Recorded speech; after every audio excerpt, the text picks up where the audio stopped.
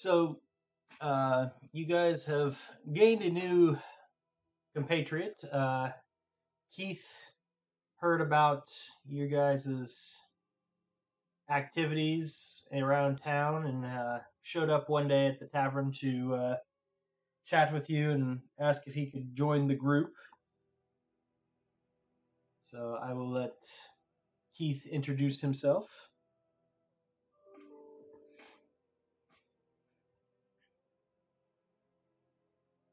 Oh. You guys were on an adventure. I would like to join. Do you have any references?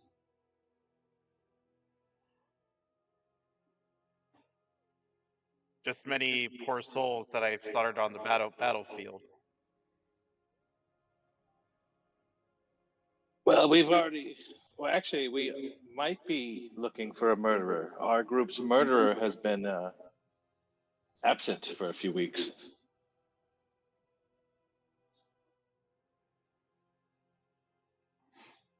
Is Huron around?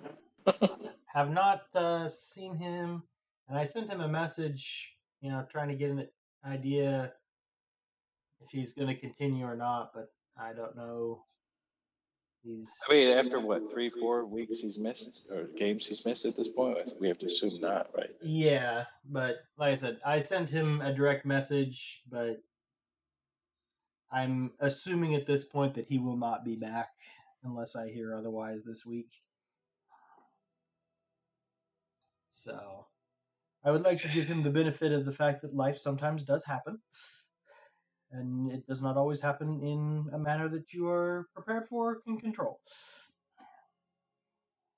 So, but yes, at this point, the party is somewhat looking for a new frontline meat bag. Murderer. He was a murderer, we can say it. Yeah. I mean, he used those words. I'll straight up murder you. Yeah. What do you call it? Self-proclaimed murderer. Yep, pretty much. But you're not self-proclaiming to be a murderer. You're a slaughterer, you said. Yes, I slaughter on the battlefield. Ah. Rawr.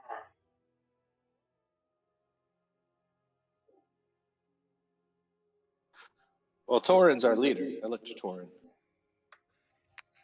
Oh, I am? Yep.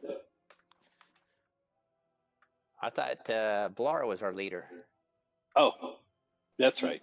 You're What? just Why am I a leader? Well, Blara's the spokesperson. I'm just the one that sort of you're ideas. you're the first advisor. Yeah. Yeah. Torn's the one that sits back in the corner going, I wonder what would happen if... I'm the power behind the throne. Torn's the one that's too busy asking, can I, to ask, should I?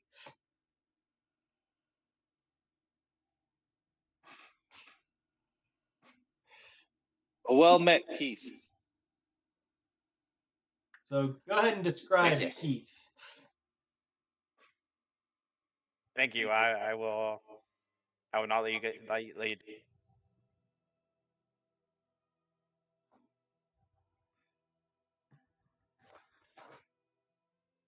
All right.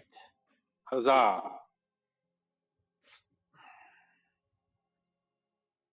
So a room here at the inn is 40 gold a month. It's payable 3 months in advance. So we will need that deposit first.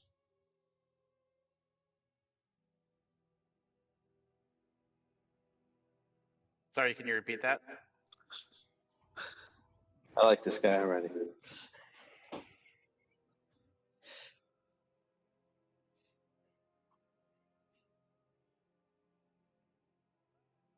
Have you heard the good word of our Lord Helm? Well, let me teach you.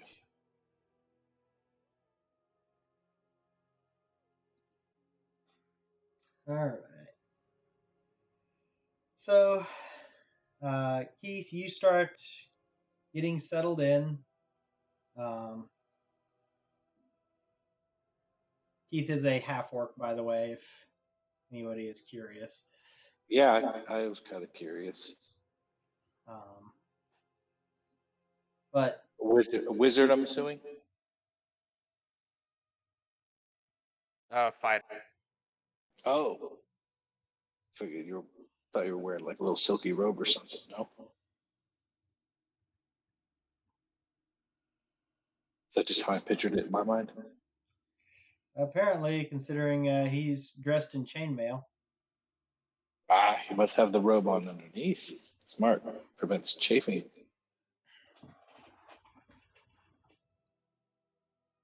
Yes, exactly.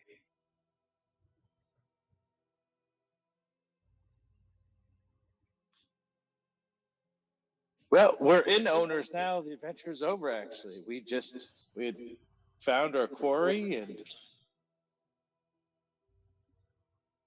we got asked by a couple of our factions to do some things, and we've done them, and now we're just renovating this inn to, try and get it up and running. I guess we do need like a beefy bouncer type, and we did get threatened, I believe, last week by a proprietor of a neighboring inn. Am I wrong in that remembrance? Emmerich Froon came by, yes, to basically he was pretty snide. Yes. You also did get information that you'll probably need to get some guild licenses and so forth before you're able to. Right. What's our money situation? That all costs money, right? There's some things that I must see to. What things? First. So currently, the party.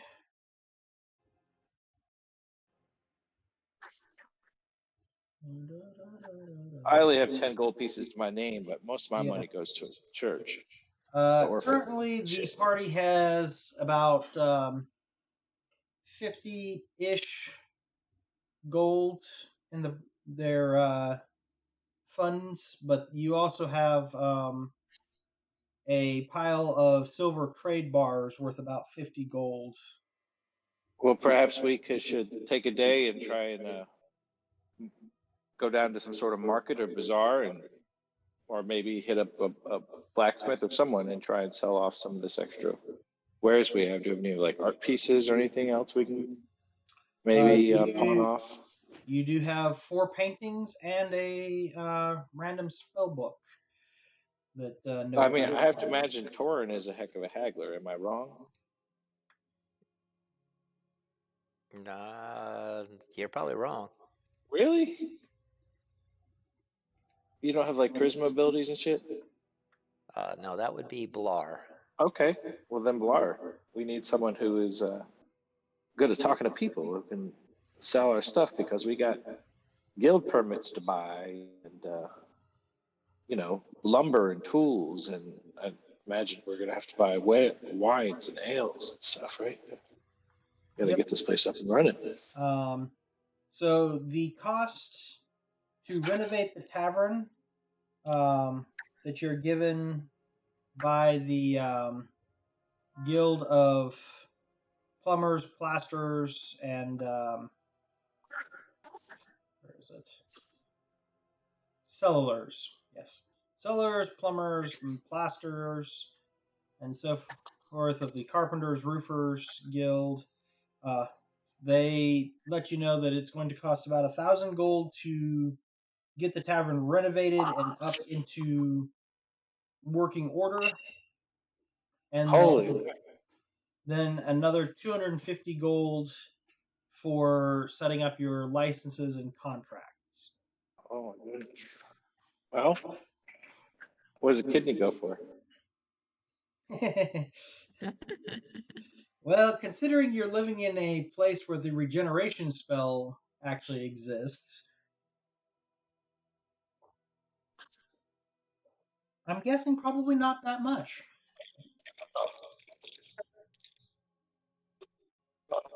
Generation spell's got to be expensive. What's that, 6th, 7th level? true, but considering Surely he's going to be worth some fraction of that.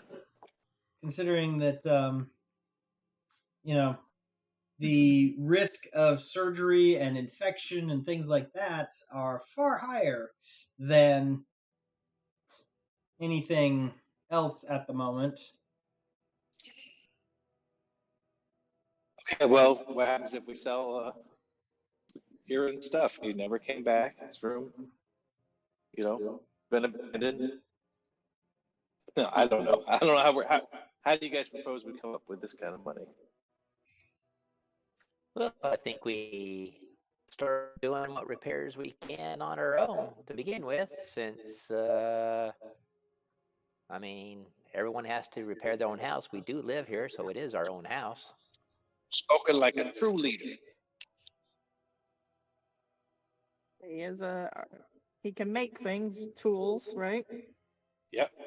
Both of us have the mending cantrip, so we can start take care of a lot of, So I will say that if you guys want to spend your downtime over the next several days using mending on some of the furniture and stuff downstairs, Yeah, for sure. I would also like to at some point send some people out to sell whatever we can and get some gold for. Yep. The stuff You can save yourself about 250 gold for those things, bringing your renovation costs down to 750. Nice. And if we hire ourselves out to 3 more inns to do the same service, can we recoup? Can we make money? You're pretty sure most of the other inns would. I'm joking. We'd have to join the Carpenters Guild. It'd be a big thing. Yeah. It could start stepping on guild toes, which turns into a very dangerous prospect. I think we need to have a cover charge to anyone enters our process, our thing. And if you're not on the preferred list, they have to enter. That includes the guild people. So if they show up at our place, then they have to pay a cover charge to even step foot on the premises. I think that's only fair. Even though they're there to do the work to get this place in shape. Oh, I'm not talking about that. I'm talking about all the other people that keep coming in. The uninvited. Yeah. The uninvited, pompous.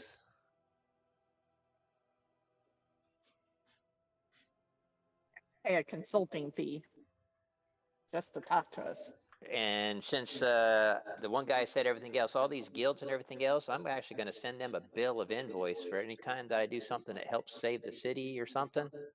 I'm going to send them an invoice and let them know that their account is accruing interest. If you try that, you will probably get a response. It may not be the response you were looking for, but you will definitely get a response. Everyone roll initiative. It's more like you get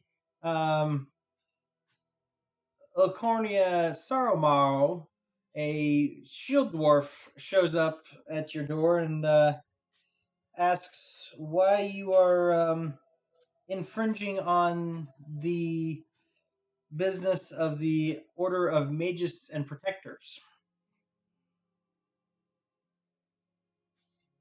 That'd make sure that they showed up, they need to pay a cover charge.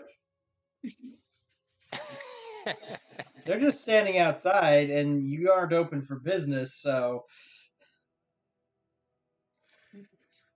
they just want to know what your purpose is, trying to charge various guilds for services. Well, I haven't charged anyone anything yet, because I haven't rescued anybody yet. Well, I'm saying this is what would happen if you did that. But, like I said, you can definitely send some folks out to sell some stuff. Like I said, you've got What are you doing? You got 4 paintings worth about 75 gold each, as well as some silver bars worth about 50.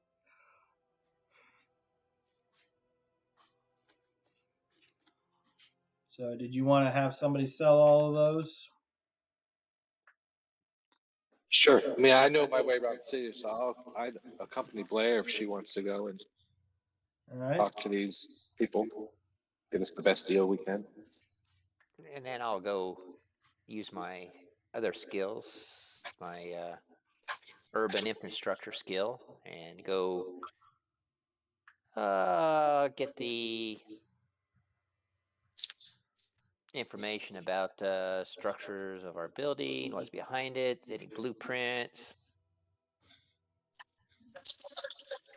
who who built it in the first place. I need to know who to go back and take things of when I find something that wasn't up to the specs. All right, and let give them their 1-star review for poor crafty sod craftsmanship. So that's what I know how to do structural weakness and anything else like that. So I'm not saying I'm going to use that. Well, surprisingly, everything is in rather good order. Rather good order, and then they still want to charge us 750 gold to renovate it.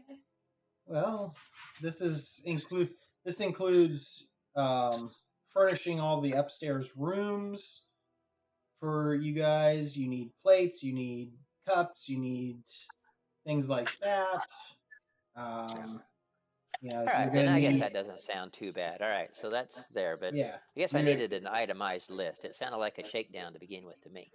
yeah you're also getting like your basic supplies that you're gonna need, like candles and lamp oil and things like that to prepare for being open for business at night and things like that. So Should we hire some sort of like manager since we're presumably going to get called off to go do venturing stuff, Down the road, we'll do that, but we have to get it enough money and stuff to refab our place. so the way the basic thing is set up is you guys will be hiring out for a lot of the lower level positions, and you can make decisions, but aside from that, most all of the positions are filled by regular NPCs. And then you also have I figured we would just deal with a manager or whatever, and they can deal with all of them. And generally, I'm going to say the way most of that would get handled is if you guys aren't there, the head cook will make a decision in line with what you guys probably would have done anyway. So, what it'll come down to is basically every 10-day, I roll to see how much money you guys make, and different things can add to or subtract from that. Right. So, you want your dinner.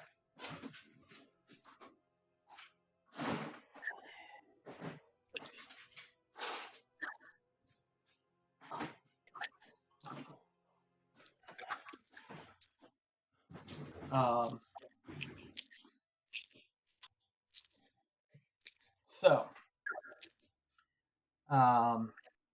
you guys are getting Keith all settled down and in, kind of getting him caught up on how you guys got to this point, when you hear a rather loud explosion come from the front of the tavern. It rattles the windows, and you can hear the sounds of objects flying through the air. By helms balls, what's that? And I rushed towards. You said a window was crashed in or burst in or something. No, it just rattled the windows. Oh, okay. Which side of the building? It would be the west side. Okay, I will rush towards the west side of the building. All right. I'll look to see if Steely has been eating the lamp oil again. Nope, it must be something outside. I believe my room had I was on the end, right? So I had a west and a south window. Are we up in our rooms or are we downstairs? Oh, I don't know, wherever. You guys are wherever you. Downstairs. Yeah, you guys are kind of just wherever you want to be. Yeah, what time of day is it? It's fairly early in the morning. Yeah, I mean, I'm an early riser. I get up, make some coffee, and then get to work. All right. Get my prayers done by 6 a.m. probably.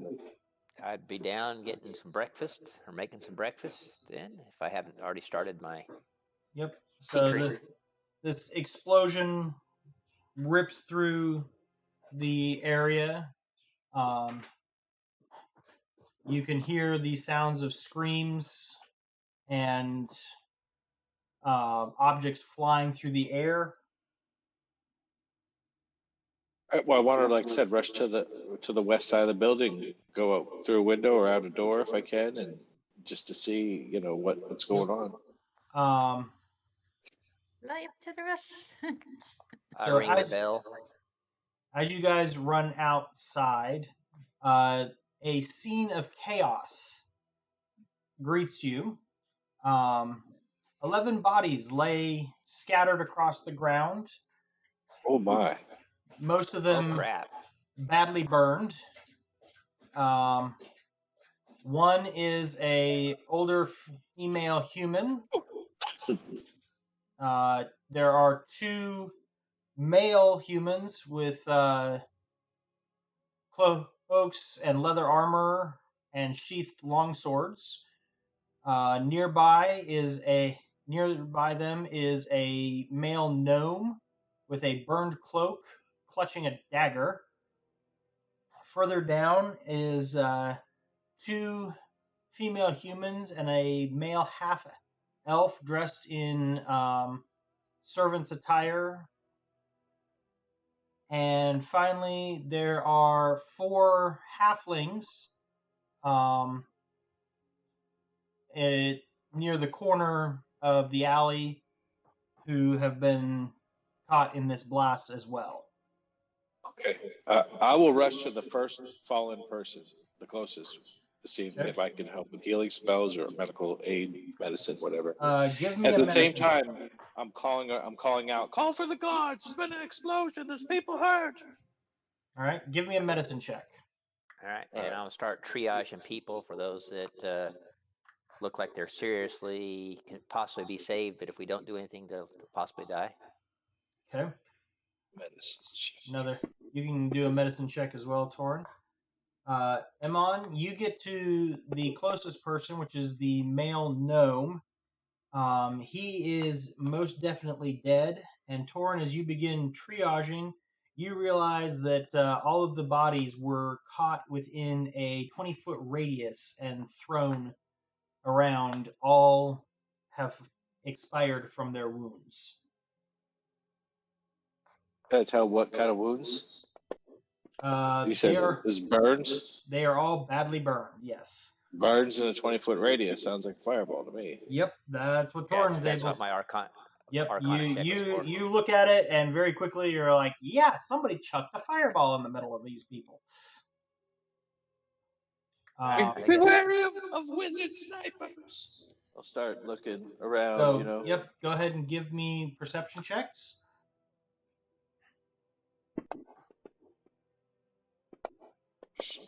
Blar is still half asleep, apparently. That's perfectly fine. All right. That's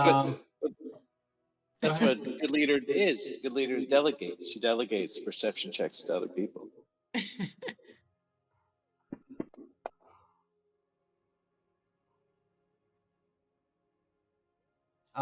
So pretty much everybody but Blar, you notice several of your neighbors poking their heads out, looking around, trying to make sense of what has happened.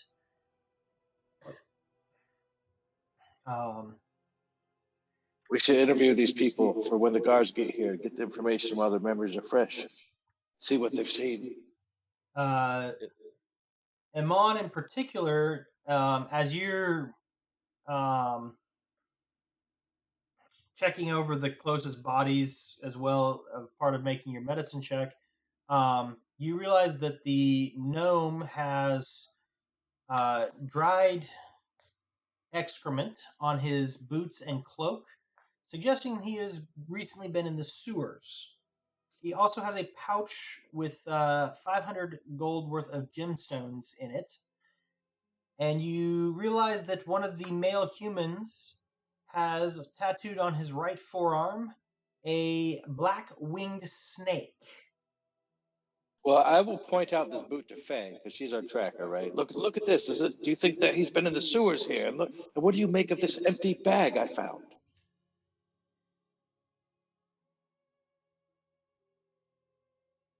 Make me a sleight of hand check. I'm just joking about the empty bag. Come on.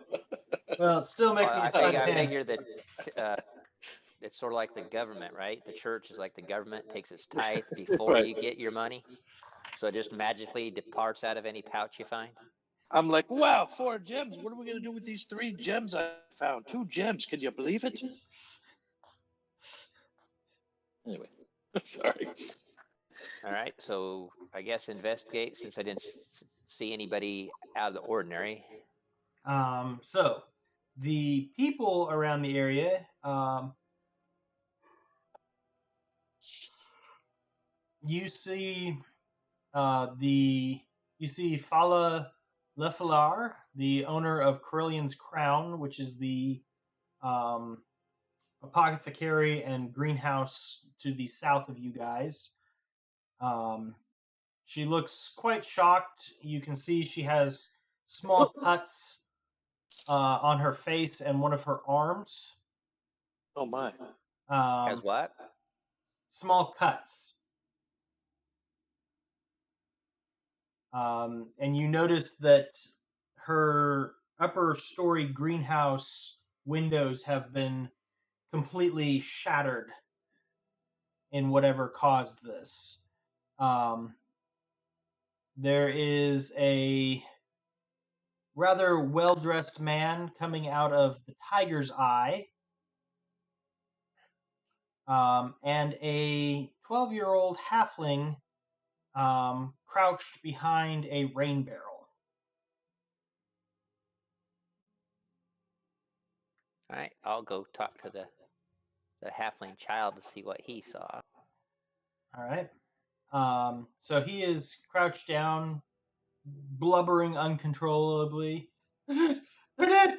They're all dead. Oh no, they're all dead. Oh, calm down, little one. Calm down. Calm. Why should I calm?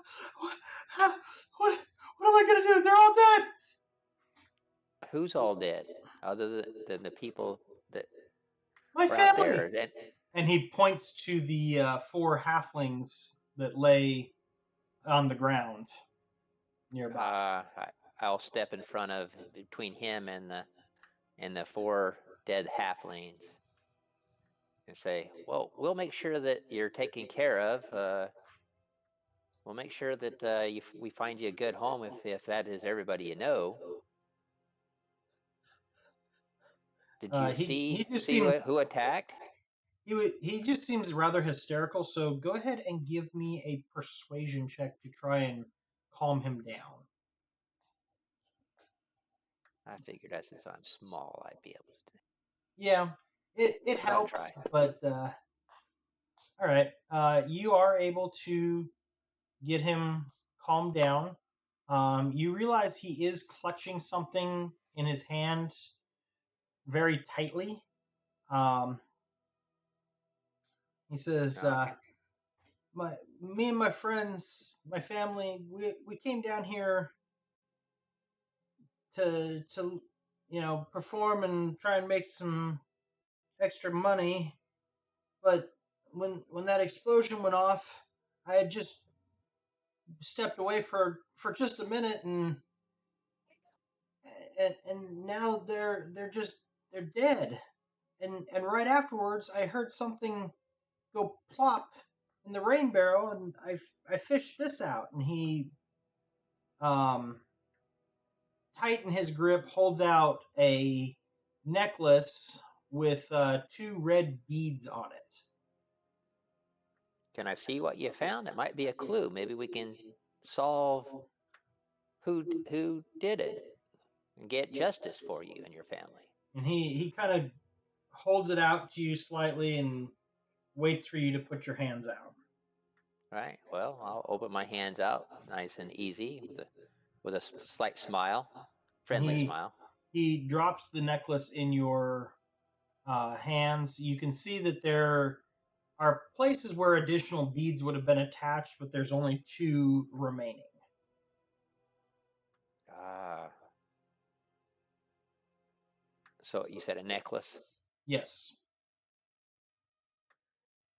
All right. So let me see here. Well, since it fell into the barrel, I'm going to look to see what's would be above the barrel, like a roof, Yep. platform. There's a roof up there. I'll say, Faye, come over here, please. I think we might have something. And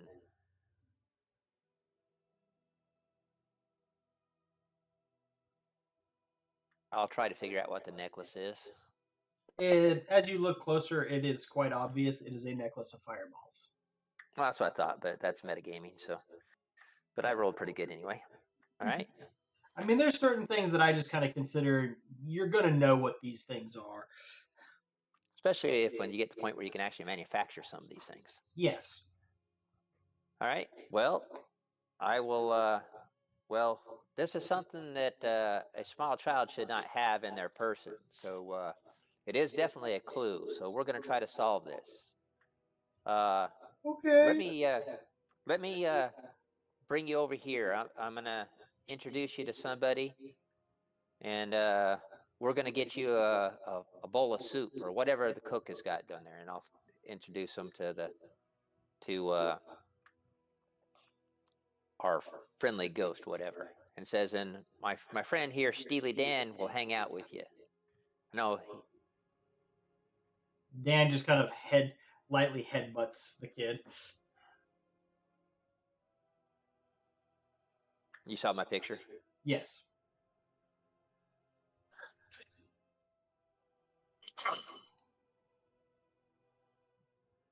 You can write him if you want. Just got to hang on. So I call Faye over, see if she can investigate and see what happened. And so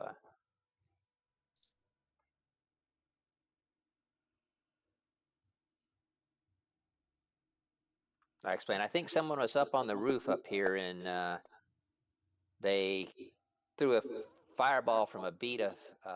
Found this necklace of fireballs with 2 fireballs left on it. I think they used it and they dropped it in either panic or hesitation or didn't want to get caught with it.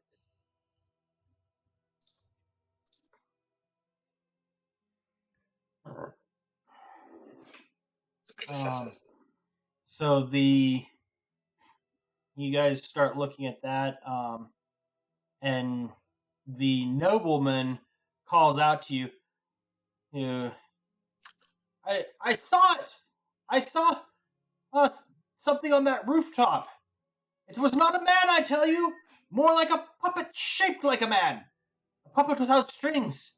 It was on the roof. It hurled something into the crowd that caused the explosion, and I saw those halflings burned alive. I saw him. Okay. All right. Like a puppet. What color was this puppet? It had a red cloak.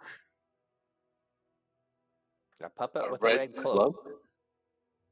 Did you see where it went? Unfortunately, I did not catch where it went. All I know is I saw it throw something, and then as I was watching the chaos unfold, it vanished.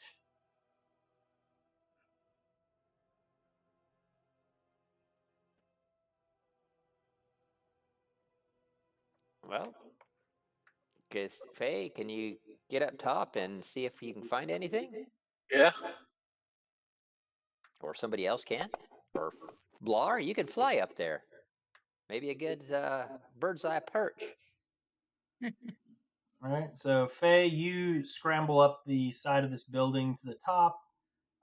Looking around, you do not necessarily see anything other than the fact that there is a slight indentation in the rooftop where it looks like a rather heavy object was resting or someone possibly was kneeling.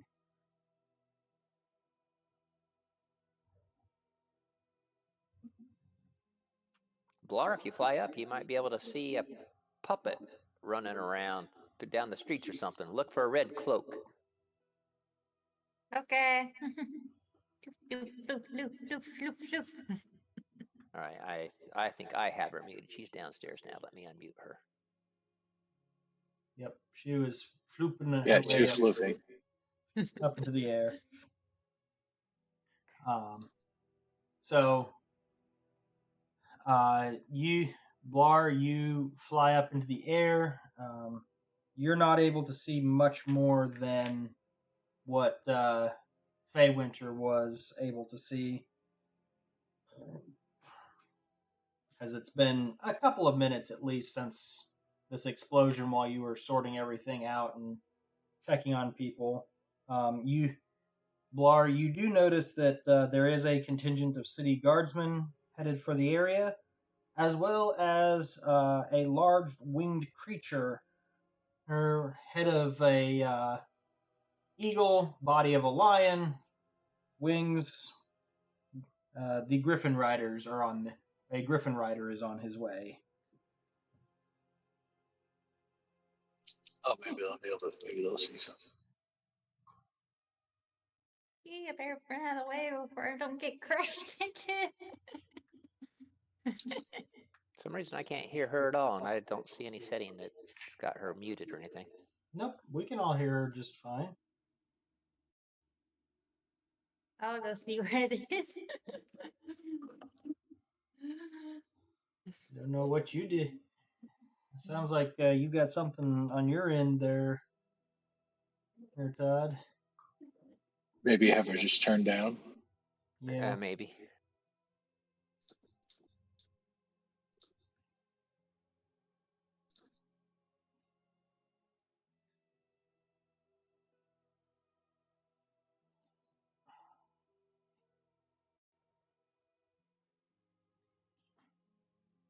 Yeah, I was in the direct to her channel versus the in this server channel. Ah, Yeah, because I had her muted because we were in the same room for a while, and we was getting that feedback. So yeah. Alrighty. but I kicked her out. I moved her downstairs. Oh. All right. So, as I said, the city guard is on their way. So, if there's anything else you guys want to do before they arrive, now would be the time to do it. All right, I'll investigate what the people are wearing, whatever else. See if anything other than, like, I know we've had the Zentarum tattoo. I think it is that we've been countering the. Yeah. Well, there is flying the snake. like I said, there is also the owner of the apothecary / greenhouse, who has small cuts and stuff all over their face and arm. Yeah, well, Yeah, if I know was how it a to he or a she, whichever it was, we'll go talk to them and. Yep. They let you know that they were on the second floor when a blast blew out the windows. They're lucky that they were not severely injured, and through the smoke, I saw a cloaked man take something from the body of the gnome and start limping away. He was badly burned and continually casting glances over his shoulder like he was afraid someone might be following him, and was headed toward the Bent Nail, which is the carpenter shop to the southeast of you guys, around the corner. I thought we had. Oh, I don't have the map pinned.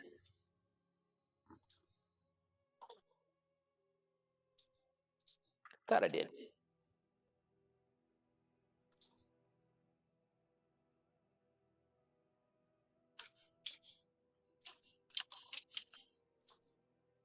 So, about this point, the Griffin Rider lands and the City Watch shows up.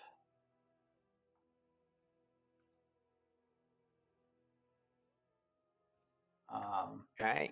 Well, we can give them a real quick rundown, and then let's head down, brief them up, and then start tracking. Faye, why don't you start tracking down where this the man limped off? He might be dragging a foot or something. Maybe you can track him, and let's try to see if we can catch up to him. All right. Sounds suspicious. So the soldiers do a pretty solid job of posting guards at the main entryways and exits of the alley to prevent folks from coming and going, and head over to the dead bodies. The one in the lead introduces himself as City Watch Sergeant Seath Cromley. And with him is Barnabas Blastwind of the Watchful Order of Magists and Protectors. They're planning to begin investigations and would like to know if you saw anything or have any information. I think we should share with him what we got, no? Yeah, I'm not sharing. So basically, tell him what we had, and that we got an orphan that I sent him in to get some stew, and his family was killed, and what he had saw, and what the greenhouse person saw or didn't actually see because it was going right there, and then also about the Muppet, whatever, that wearing a red cloak, and but last thing we had was somebody was headed down by Nair Biter, whatever it was, The Bent Nail? the Bent Nail. And so we were trying to get ready to try to track to see if we could find out who they were as they were sneaking off suspiciously, partially burned, and but we're not able to do that right now if we're going to hold everybody up. So we own this place, so you can come back and get statements later if you need to. And I say I'm Torin Greylance, proprietor. And they make some notes and begin, surveying the scene. You see Barnabas casting some spells as if trying to get more information, and also preparing the bodies for transport so that they could potentially be interrogated later at the city watch house for this area via a speak with dead or some other similar type of spell from a cleric. Right. Makes sense. I know that they should also check out the sewers because it looked like one of them, someone had been in the sewers. Sergeant came from the Cromley. sewers. Sergeant Cromley makes notes of that as well, and tells you guys that you should return to your tavern. The City Watch will handle this. Oh.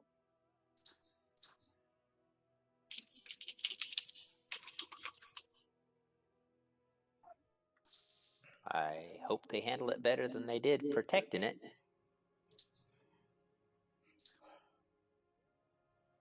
So You say that out loud? I mumble it under my breath. yeah, they're a little too preoccupied to deal with your disgust at them at the moment, Torin.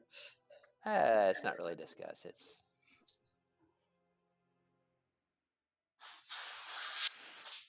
It's what? Just the facts, ma'am. Just the facts. Uh-huh. After a short period of time, they do. Are you guys staying in the tavern, or are you guys trying to go investigate further? Whatever these guys want to do. Well, we don't all have to investigate, but we can all. I thought Faye would be able to track, but it doesn't get easier to tracking after a while, especially after the guards are going to trample over any evidence. But Yeah. I'll Faye go talk to Winter, the Smile Child. you were able to track some bloody footprints toward the sewers entrance near the bent nail. Yeah, well, we can let it settle down, then try to go, I guess, but not waiting around too long. Okay. They told me to go back. They didn't tell me how long I had to stay. So after about 30 Yeah, and they took note of. after about 30 minutes, 45 minutes, something like that, the sergeant knocks on the door to the tavern. All right, and we'll open it up. But in the meantime, while I spent my 30 minutes, I'll talk to the halfling and see if he has any other kin or what. Try to get something out of him. He lets you know that he does have some kin over in one of the streets in the North Ward. All right, well, we'll get you settled down, and then we'll get you safely over there shortly. Might even be in the morning. He just nods to you, kind of shell shocked. So the sergeant knocks on the door and says, based on their review of the scene, they have a few additional questions for you. Okay. Well, not that we have any additional answers. We gave you pretty much everything we had, but ask away. He has you come out and takes you over to the body of the gnome. Says, just out of curiosity, have you met this fellow before? I look at the gnome. Do I know this gnome? I'm a gnome. You have not seen him before. Nope. I have never met this man, to my recollection, before. Well, from our analysis and what we've able to determine, we believe he was headed in the direction of your tavern. Considering how early it is and the fact that most taverns aren't open, we believe there may have been some kind of connection.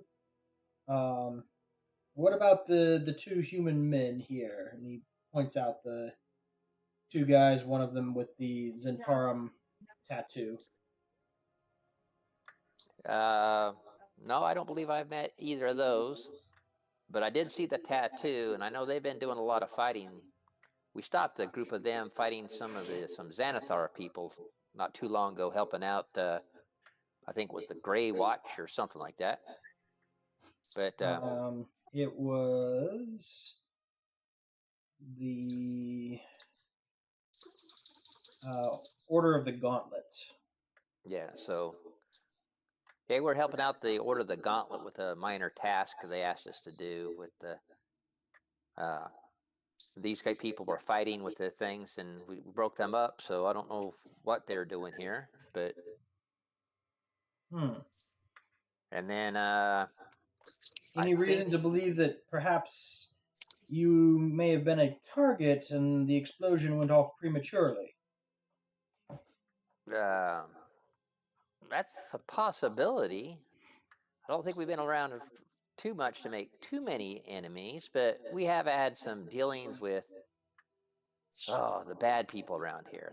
These Interums and the Xanathars, and I don't remember. There's a third one I can't remember. And Kenkus and all kinds of stuff. I haven't Yeah. been in the city very long, but I do know there's got some rough riffraff around here. Yes, please do not judge our fair city on its most recent activities. Generally, it's much calmer and more well mannered. But lately, we've been having some issues for some reason or other. Um, Yeah, so we haven't opened up for business yet, so he wasn't coming over here to see us for that. So I have no idea. well, based on the testimony of one Falar Lafayette, apparently he had something on his body that was taken by another man. Perhaps he was delivering it to you? Well, maybe. I told you about the man that you wouldn't let us go track down that was sneaking off. It seemed like he was hiding something. Yes, we sent a person or two to investigate that. Um, I assume they will report back once they've discovered any information, but Now, he we may have just grabbed it as an opportunity because he was rather burned, according to the greenhouse shopkeeper, the elf that's over there. yes, Maybe. Told us that. So we didn't see that. We just followed some bloody tracks for a while. I see. It looked like they were headed towards a sewer entrance. Yes, like I said, we sent some folks to investigate, and they will report back once they have something. But we just wanted to clarify whether there was any connection between you and some of these victims, as it looks like they were headed your direction. Very well. We thank you for your time, and please don't leave the city in case we have additional questions, but you're free to go about your business.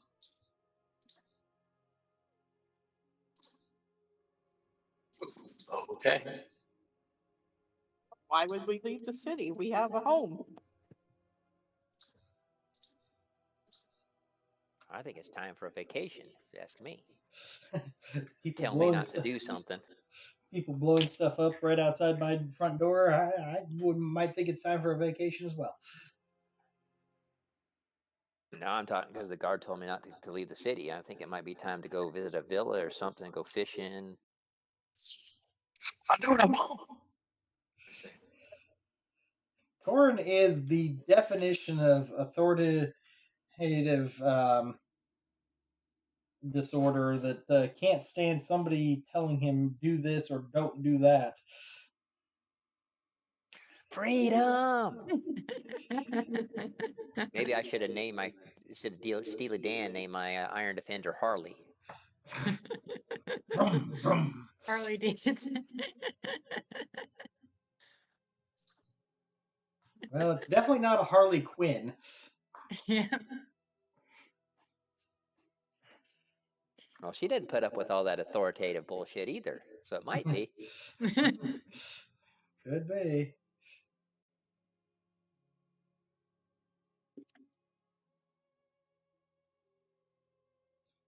So you guys head back into the manor to discuss what your next actions are going to be.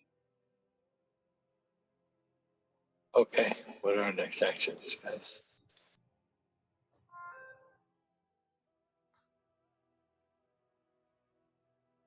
Well, we can drop off this young man over at his family.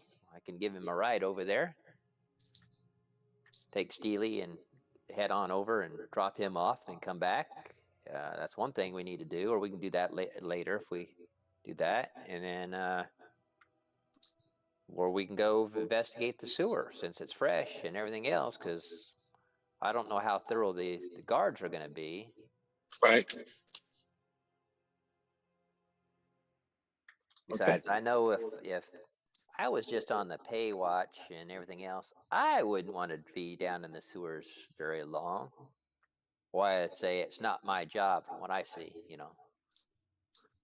You probably have to get into the Sewer Delvers and Splunkers Guild in order to go actually down there.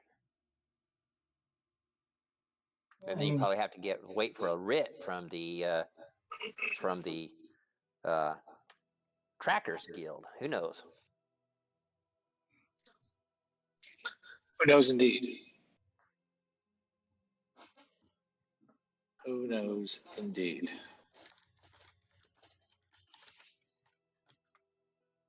So what do you think, Faye? Think we should head down toward the sewers and check them out? Faye While it's is fresh? currently off Discord. Ah, restarting her phone, I see.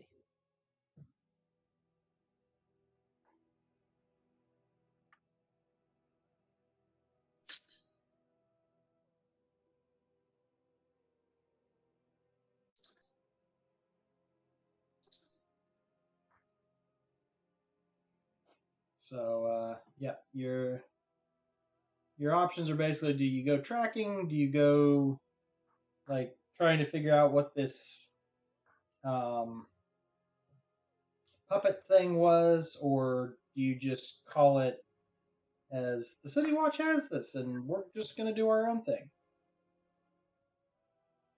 Well, we didn't see anything with the puppet, so I think we could go ask around, because obviously a puppet with a red cloak will sort of stand out if we start asking around with that.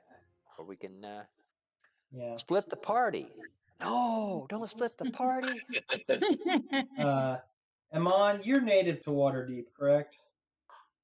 Not native, but I was born in Luskin and I moved here as a young man, and I'm in my like late 40s Okay. now, so I've been here 25, 30 So you've years. been here long enough that roll me a history check. Okay, what's just I'm back. I don't think I'm trained in that, but that's okay. Let's see. All right. The description of this puppet reminds you of something that you've seen on some holidays during the parades and stuff like that.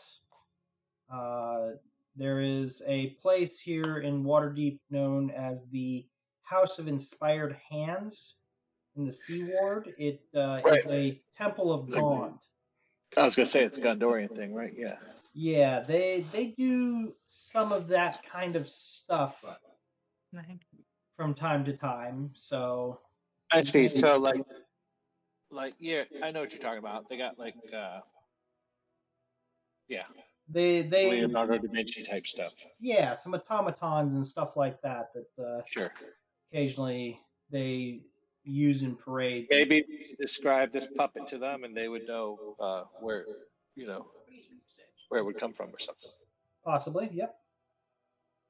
Well, I point that out to everybody, and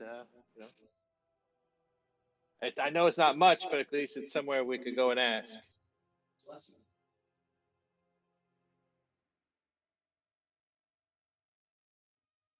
Is that far from here? It's not terribly far, but it'll take you probably an hour or so to get over there. Oh. Oh my. Okay. What do you guys think? Maybe we go talk to them, and then if we no, we should. What's the sewer entrance around here? Should I mean, if we're gonna track, we should do that now.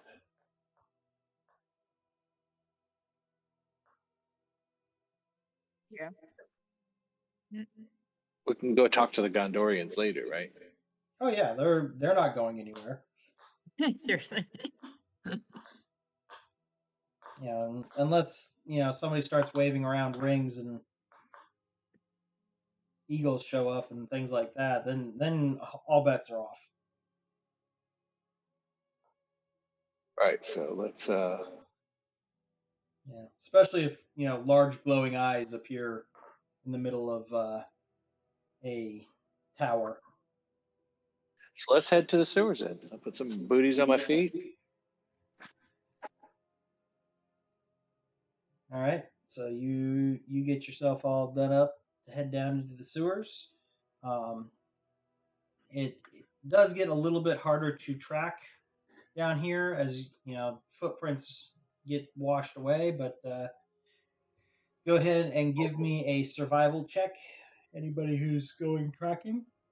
I will guide Faye. I assume she's our survival tracker. So you're giving her guidance. Yeah. So she will roll Okay. a d4. I am not rolling well today. So Faye, go just- ahead and roll an extra d4.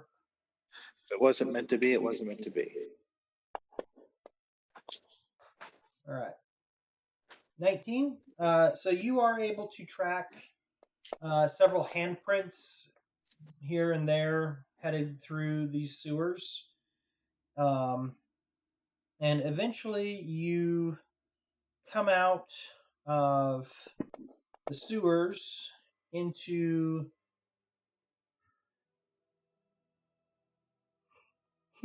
sorry.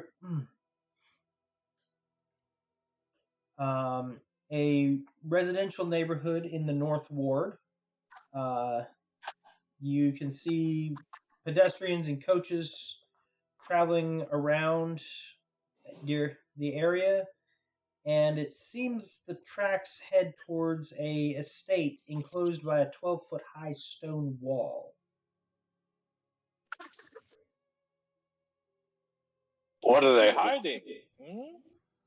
Well, this is fairly common for this area as it's an upper class area. Most of them have walled areas with their own private gardens, things like that. So say you. Is there any indication on who the estate belongs to?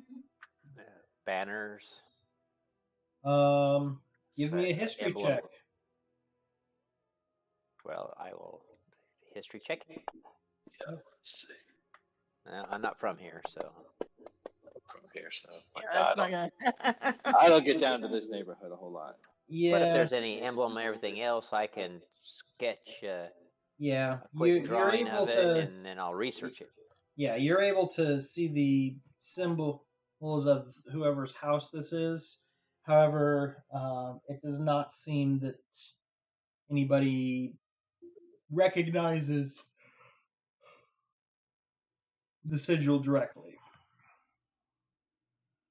Is there anyone around that we can ask? There are plenty of people around. There's people walking, riding horses, in carts, carriages, etc. Yeah, let's just go to they got the taxi carriage or something. Just ask him if they know the closest, if there's any sitting around. Hey, whose estate is this? Greetings, Governor. Where can I take you? Oh, you want to know I was this? just wondering. I'll offer him. I'll put a silver into his palm, and I said, "You can just take me on a little bit of information, good sir. Whose estate is this right here? Do you know?"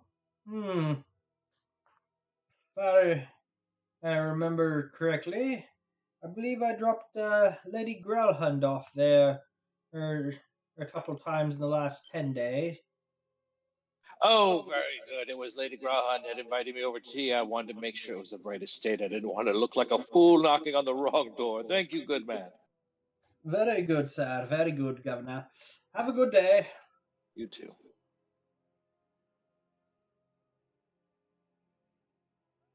Well, do I know? Does that name ring any bells for anybody? You just know it's a rather wealthy family here in the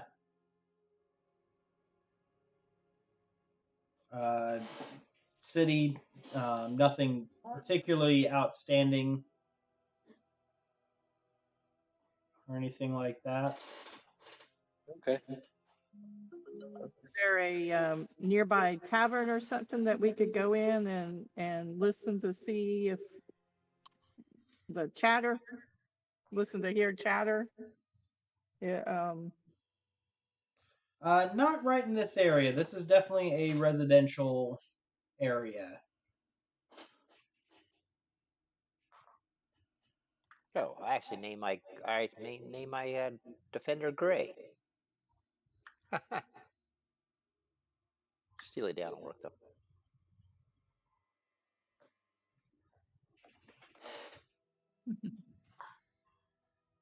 So,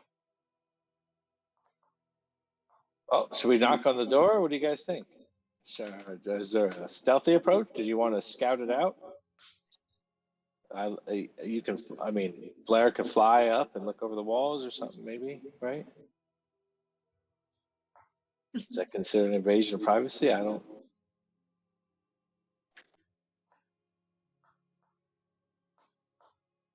it's not trespassing as long as she doesn't fly over the estate.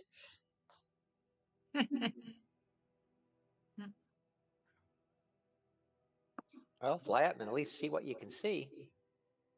I might as well do that. All right, so you fly up there, and maybe get the map.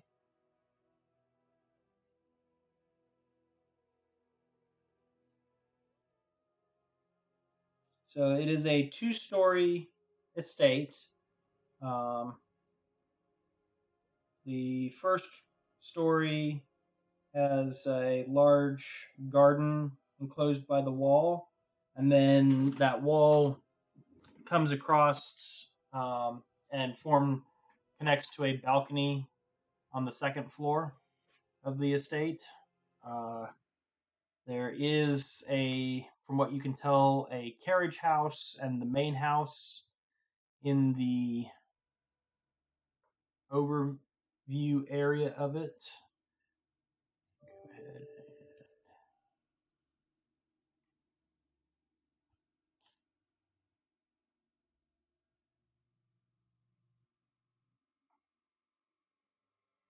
Share this with you. So just peeking over the wall, basically, that's what you can see. There is also a gardener and a couple of guard dogs in the garden area.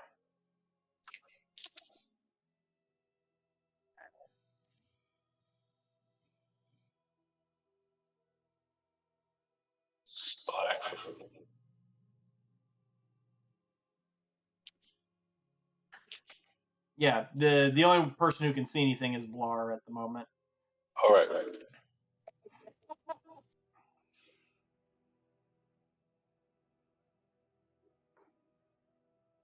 I can put you guys on the map so you can see stuff, but you're not going to see much. Nope. Just waiting for her to tell us what she sees.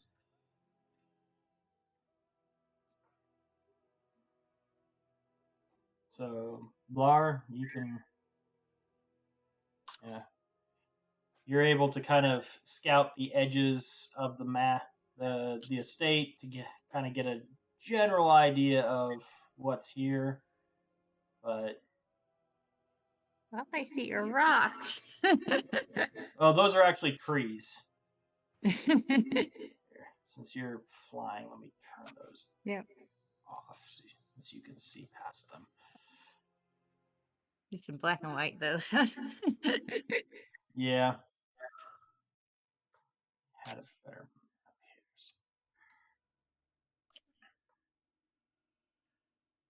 here. But yeah, so that's basically what you see.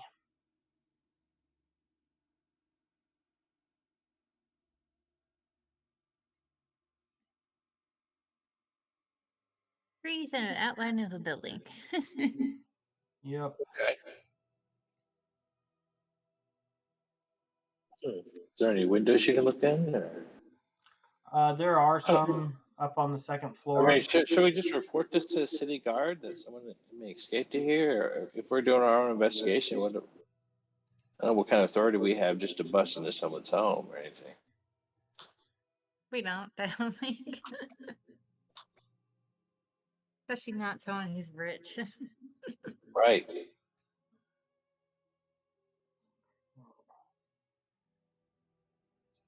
I don't really know what we can do here.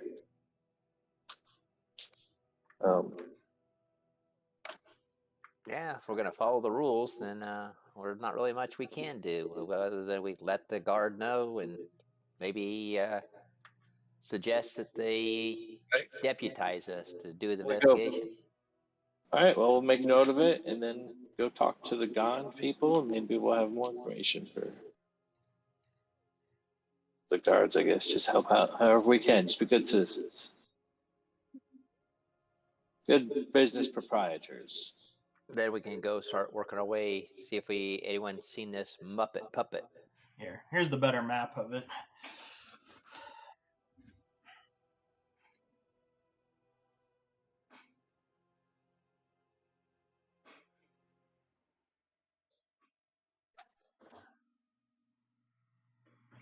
So, yep, you Blair, you can see trees, you can see, like I said, a carriage house.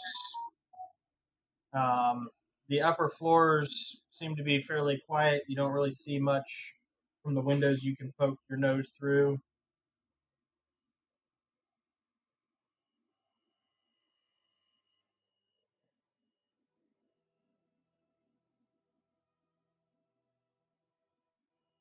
So, what would you like to do?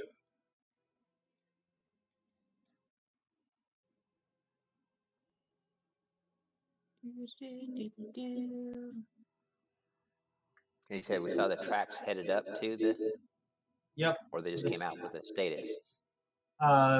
You saw tracks headed up to the gate.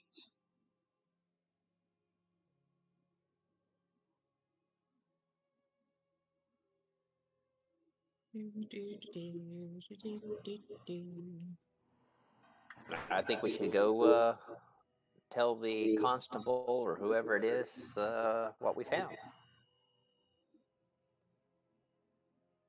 Because right now it's just suspicion Yeah. that he stole something off the dead body or a dead body based upon what the elves told us. Right. Yeah, I mean, reason to lie. If we can't trust our neighbors, who can we trust? Good question. Obviously not the rich people of this town. They got shenanigans going on. Yeah, well, we know that.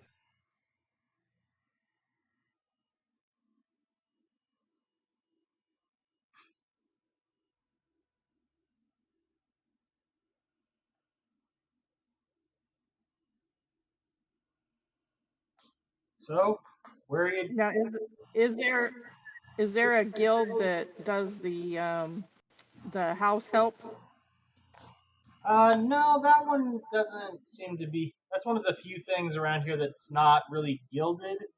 Mostly because various families and people have such specific requests and requirements for how they want things done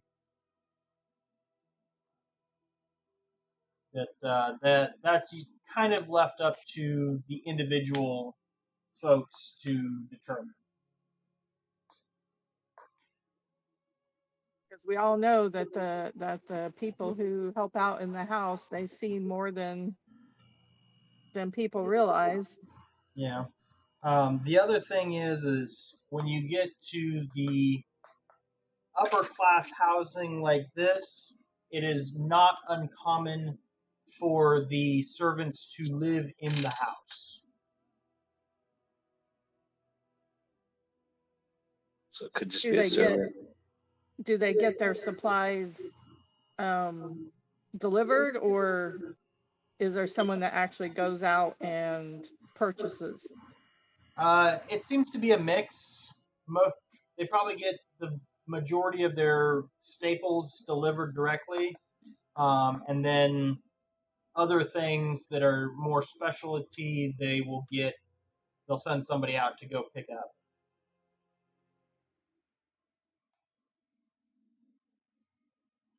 Well, based I on that, guess Go ahead. I was saying, Yeah, I'm just sure you based can upon see that where I'm we're going. law-abiding citizens.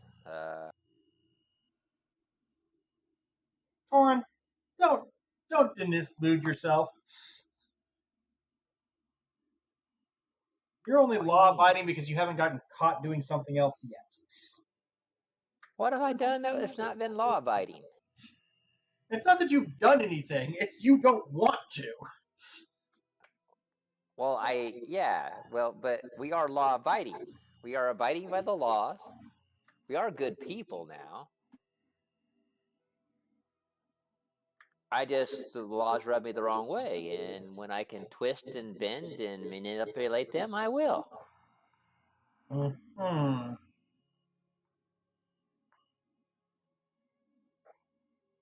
Especially when they're strict and stodgy and there's no flexibility. You can't have creativity with no flexibility. If it stifles invention, then it needs to go.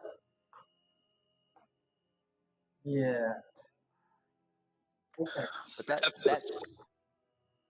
Perhaps if someone heard a cry for help from inside the mansion, we'd be within our legal right to rush in to provide aid. Hey, listen. Yeah, the only thing that you're pretty sure about is it would be very hard to get that to stick considering how thick the walls are. You're pretty sure it's designed to make sure that outside sounds don't make it into the manor. So it'd be rather hard to hear something from inside. I got really good hearing. I got these big, sharp, pointy ears.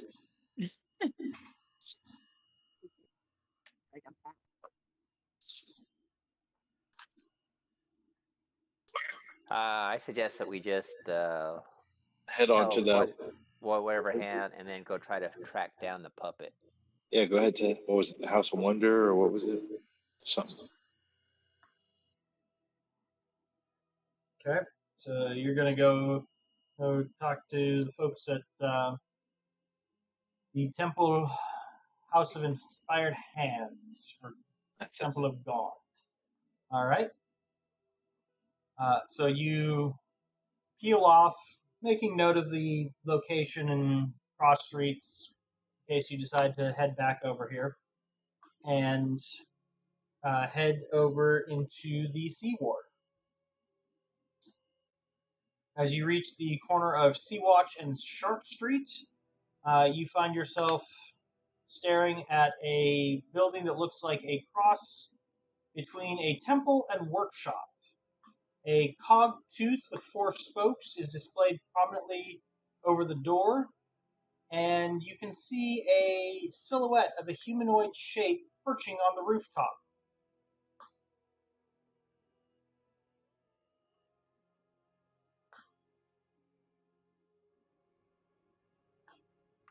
Where do we see this at? Is he wearing a red cape?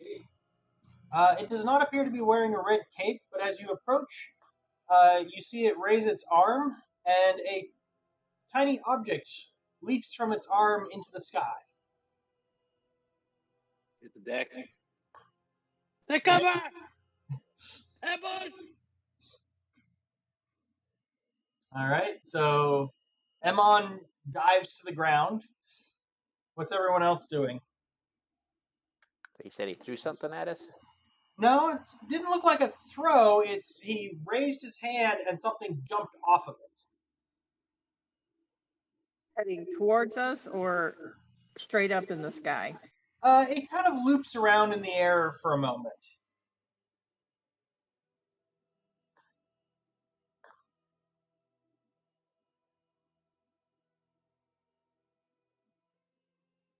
See if I can see it. What's flying around?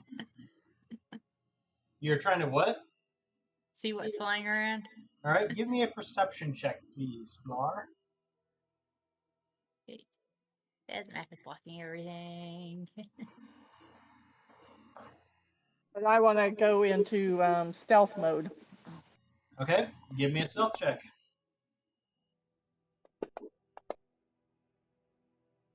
All right. Blar, you are only able to make out kind of a blur of wings. You're not quite able to tell what it is, but you can tell that the sunlight glints off of it as if it were made of metal. Faye, you step behind Keith and attempt to hide as best you can while out here in the open, doing a relatively decent job of it. As the object loops around, it begins accelerating towards the group.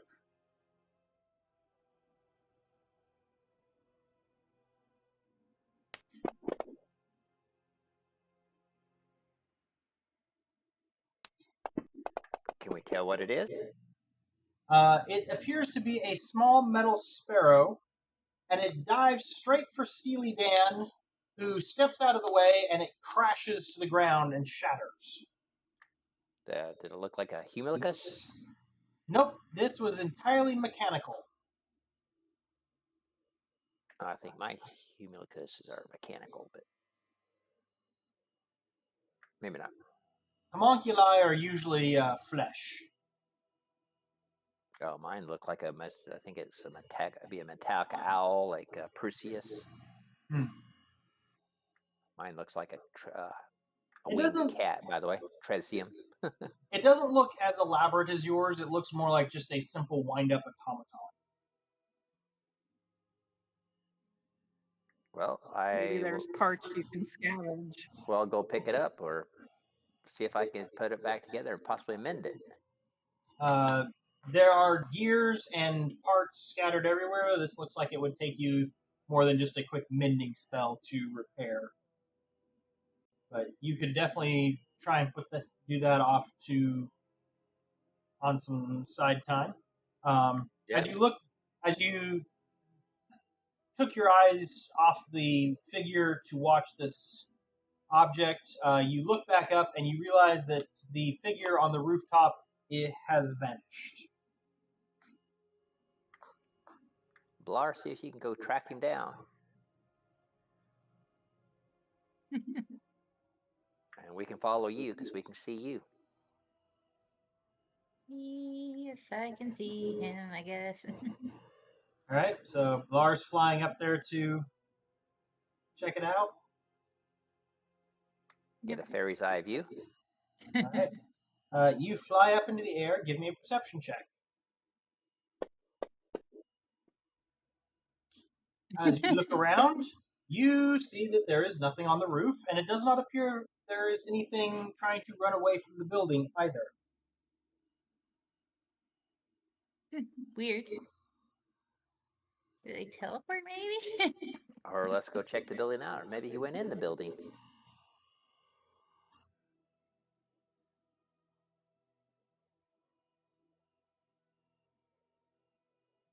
Guide us over to this building. Or we actually saw it there, but.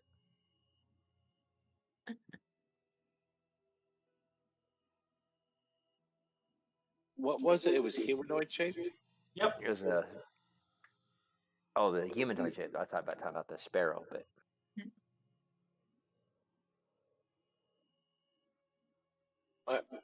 Well, let's go into the building, I guess. I get out my little bag and get up all the little gears and parts and put them in a bag. All right. So the temple is open, and you can hear the sounds of clangs, bangs, whirs, clicks, buzzing, all kinds of things like that from inside as you step through the doorway. Within the entry hall, you can see there's about 24 marble pedestals. Each one bears some kind of model, invention, or other extraordinary creation. Some of the highlights include a model clock tower that is about 4 foot tall, and it is made of wood, iron, bronze, and glass with small brass bells and hands of solid gold. a model of a mechanical dragon turtle that has a brass plate affixed that says Big Belchy sank in Deepwater Harbor on the Day of Wonders, 1369 DR. Another object in here is a helmet with small articulated metal arms and hands that has a label that says Waking Helmet on it. Sounds like your kind of people, Tori. I know, I'm just like awestruck. I'm going around and checking this out, checking that out. I forgot all about the mission that we're on. Torin, as you're checking these things out, you see hanging from the ceiling a model of a red submarine that is shaped like a manta ray. It has on one wall nearby, you see a brass plate that says the Scarlet Maropeth, Lantanese submersible, launched 1489 DR. Years ago. Which is about 3 years ago. Okay. Said a submarine looking Yes. thing? Like a manta ray? Yep. Pretty cool. About this point, a dragonborn walks out and says, "Greetings to those who seek inspiration of Gond. I am Valletta. How may I assist you today?"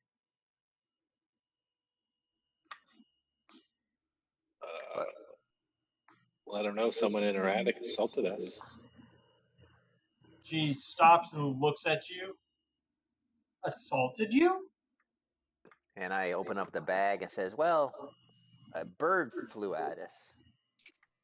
Some kind of mechanical bird, and I picked all the parts up. I was going to try to fix it in my spare time. And you see her just kind of deflate slightly. She rolls her eyes and says, "What has Nim gotten herself into now?" Who's Nim? Nim is a gift from a Lantese wizard to the temple who unfortunately tends to push the boundaries a bit more than she should. Well, originally we coming down this way, we're trying to find a puppet wearing a red cloak that looked like a puppet. Well, Nim can't leave the temple grounds, so I doubt it is her. But your description of the creature does sound like her. We probably should go speak with her. That Follow sounds like me. a good idea. And she leads you up into a small dormer space in the attic, where she suddenly stops and looks at the door in confusion. It looks like a door. Well, yes, but that lock wasn't there before. She points out a rather shiny, new-looking lock.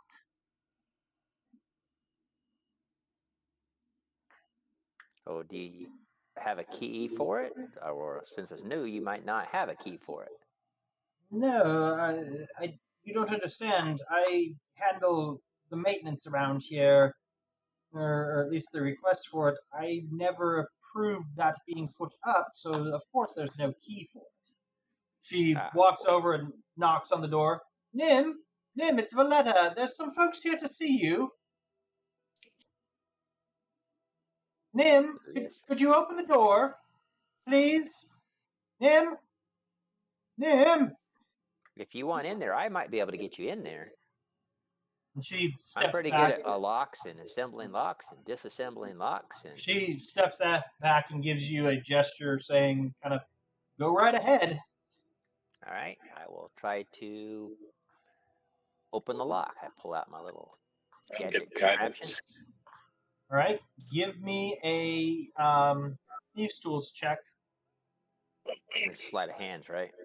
Um, These tools, I don't know how to click on actually the tool itself.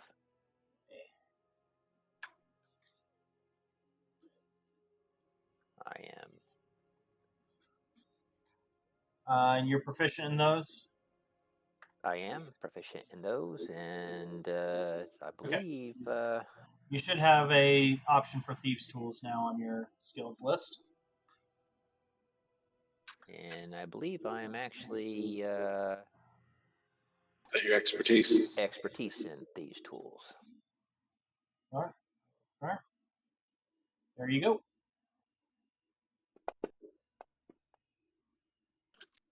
All right. So you fiddle with the lock for a few moments, but it seems You to can be... add a D4. There you go. 18. All right. You keep fiddling, filled with the inspiration of Torm, but it seems this lock Helm. is frustrating. Helm.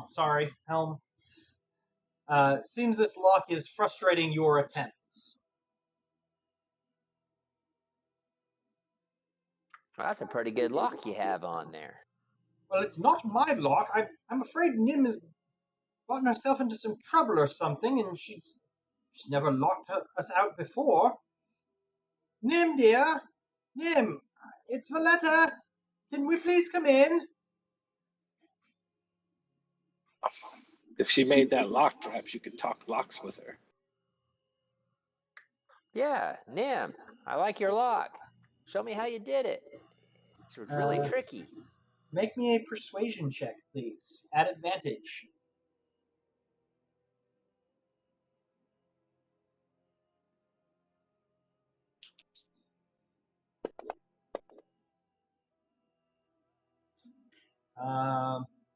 No luck.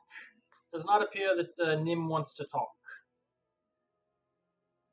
Well, I there is mean, we could another just way to get the door break the open door as and I go get on Steely Dan You and can have him Frederick look. Graham, dog. I mean, the lock is not jammed, so you can continue trying to open it, Thorin.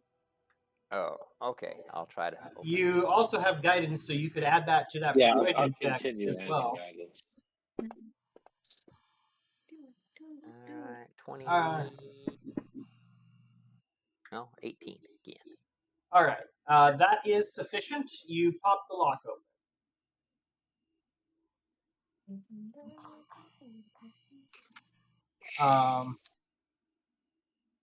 Inside, you see a cluttered workspace with various bits and bobs scattered about.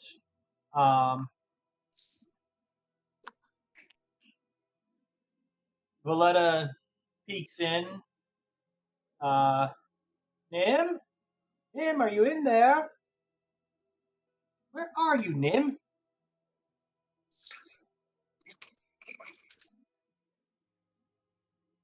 As you come in, you see amidst one of the piles of clutter standing very still, a figure looks fairly humanoid, but is unnaturally still. And it makes a few gestures in your direction.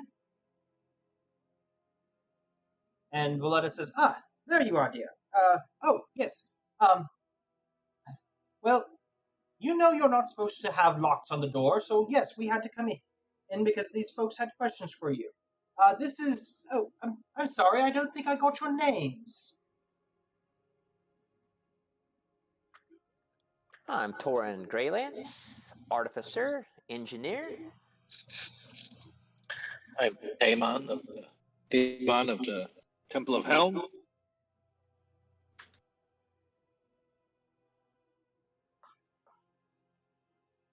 Okay, Ranger. I'm Blarshnak, the sorcerer. Who really likes ice.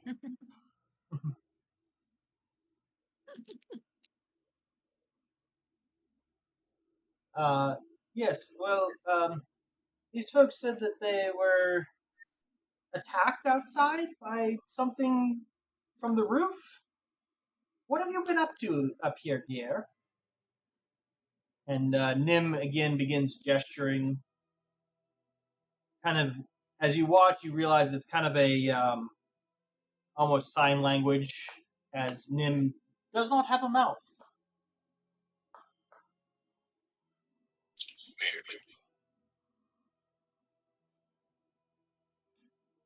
Anyone know sign language? So Valletta then turns to you and says, "Oh, she's quite sorry. She was testing out a new invention, and it got away from her. She did not mean for anyone to get hurt, and hopes everyone was okay." Does she know of any others in the city that are like her that have a pretty red cloak? Valletta looks a little confused at you, and others like her? No, she's the only. At which point, you notice Nim frantically gesturing and looking rather ashamed. As Valletta trails off, watching, and you can see the facial expression just kind of drop and then be replaced by frustration and anger. Well, it appears dear Nim here has taken it upon herself to create another Nimblewright like herself. Unfortunately, the creature fled about a month ago. Nim hasn't seen it, and she says that she made a device to try and track it down, but when she tried to go after it, she found herself unable to leave the temple grounds. So, she's been hiding up here ever since because she knows how much trouble she's in. Yeah, well, she should be in trouble. I mean, if she created this, Because like over device, half a dozen people got killed by her murdered device throwing a people. fireball. You see Nim look of shock on their face, and they're gesturing that is quite obvious if that was not their intention. That's definitely the death penalty here in Waterdeep. You're going to be disassembled. It wasn't me. It wasn't me. Not you. No, the Valletta is translating this at this point. That it wasn't me. I didn't do it. I can't leave the temple grounds without a priest accompanying me and giving me permission. But if you created somebody else like you and they do it, then maybe I don't know how the courts will look at it. In that case, we got to bring her I in, think right? you're pretty interesting. I'd like to learn how to make my own. Was it nimble, right? As she goes over and pulls a device off of her workbench, Valletta turns and hollers down the stairs for a couple of the acolytes. And she shows you this device and begins gesturing. Valletta grudgingly translates that she made this in order to track down the other Nimblewright. If you activate it by pulling the trigger, and a Nimblewright besides Nim is within 500 feet, the umbrella will spin and the device will whir and click. It will get faster and louder the closer you get to the target, until you are within 30 feet. It's a big city. Yes, well, but if you do manage to get somewhat close to it, you may be able to start tracking it down. Oh Who yeah, else knew about the creature, What are you asking about? the construct? Yeah, what are you asking? Did anyone else know about it? Mm. Nim shakes their head no, that nobody else knew about it, and signs that she was basically trying to keep it as quiet as possible because she knew she made a mistake and was trying to fix her mistake before anybody found out. Because at about this point, the acolytes show up and start carrying tools and other stuff down the stairs. She says she was afraid that this would happen, that they would take away her tools and work supplies. She'd be lucky. That's all she gets taken away. Valletta says that you know the rules. You are allowed to work on small projects up here, but anything that had its own abilities outside of simple flight or something like that, you were to work on downstairs with everyone else so that everyone could help you and learn and make sure that this didn't happen.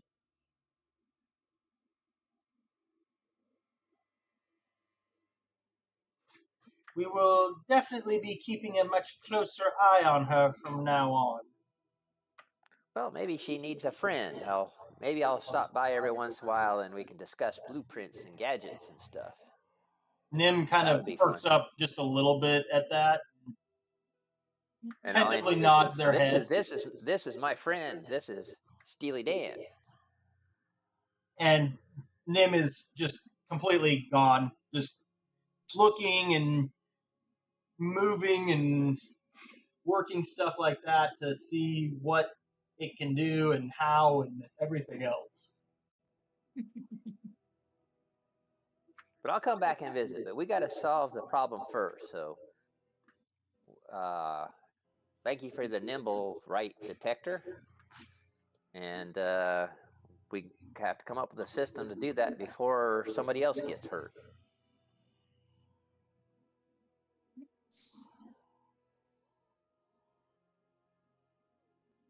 And she says, she nods yes, and Valletta says that if you manage to find it and bring us proof of its destruction without involving the city guard, we will pay you 500 gold, as well as some inventions or information on them.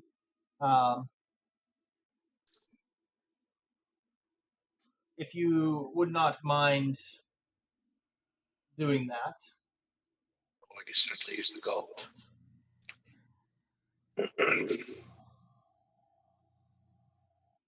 Oh, I might be come a regular member over here. Looks like this place would be a place that's dear to my heart.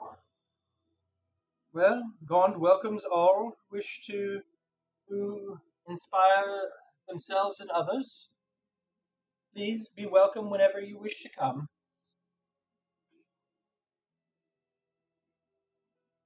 And you see her kind of turn like, okay, we need to deal with Nim now and take care of that problem.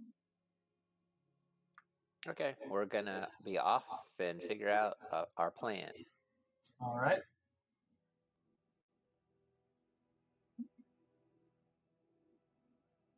So I think we should basically set up like a grid square system and possibly have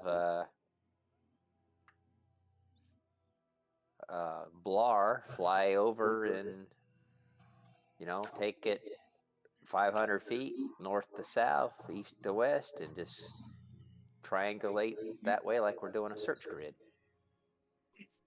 Okay. Yeah, that's probably the best thing to do. Especially since I don't get lagged up by crowds too. All right. So you guys get this set up, and start preparing that. The first little bit, you also end up working on getting the layout and that's going to probably take you most of the day to decide how you're going to fly through the city searching for this thing. Blar, do you have any like illusion spells, like fireworks and things, so that you could, if it goes off, that you could notify us, so I can sit up in our tower and I can be watching the sky, and you basically shoot a illusion up in the air of something that we can see, like a beam of light or something. I mean, have fairy fire and minor illusion. Yeah, so just a minor illusion of a firework or something, whatever color for you might be frosty, white and blue, but like a big giant snowflake going off. But instead of us trying to follow you everywhere, Yep. and then we can get to you really fast.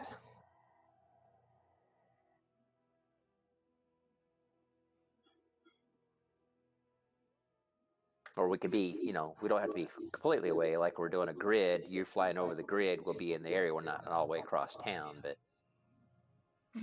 you get the point. Yep.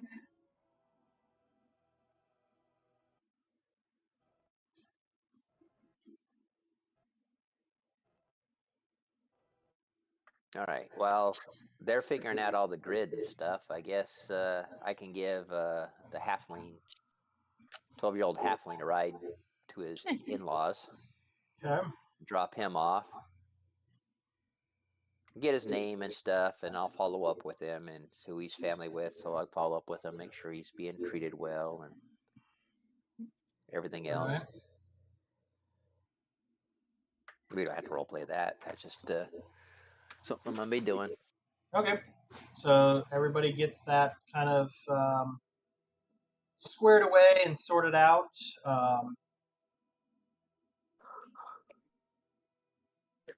As you do so, a packet of letters arrives addressed to various members of the group from from various faction contacts. So Savra Bellabrata has requested that your group assist with tracking down some information about a notorious thief known as the Black Viper. Though long thought dead, they have apparently returned to Waterdeep and already robbed at least a dozen noble estates. No one knows her identity, and because she wears a mask, they can't determine where she's from, but somebody reported in the Waterdeep Wazoo that she's a noble. You should go talk to the Broadsheets publisher and find out what else he knows about her and report back.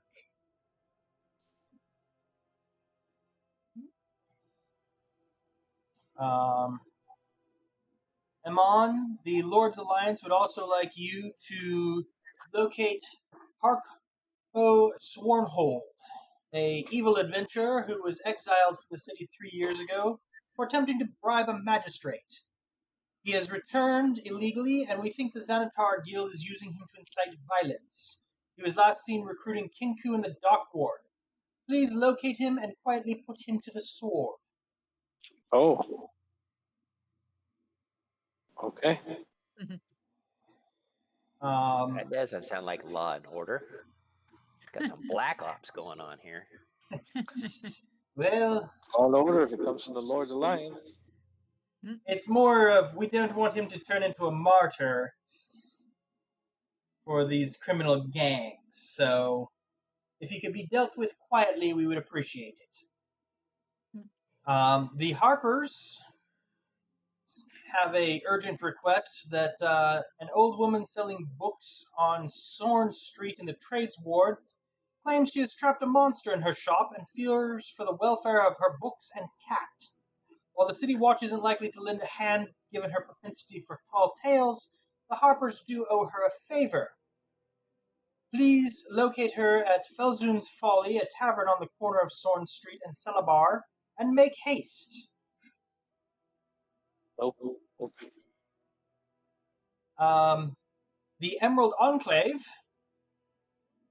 wishes Faye Wintermoon to assist Sir Ambrose Everdawn, a champion of Kelvmore, who is helping the city guard catch a necromancer stealing bones from the city of the dead, animating them as skeletons.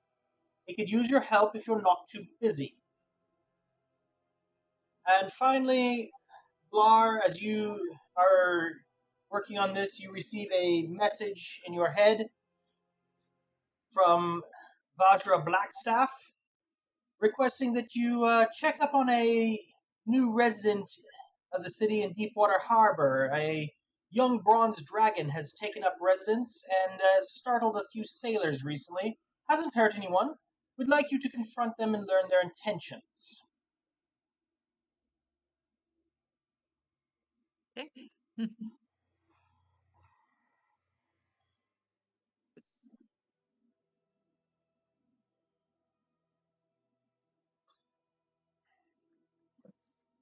Well, I guess just as good as any place to start our grid search is going to be where the sector that has the bookstore in it.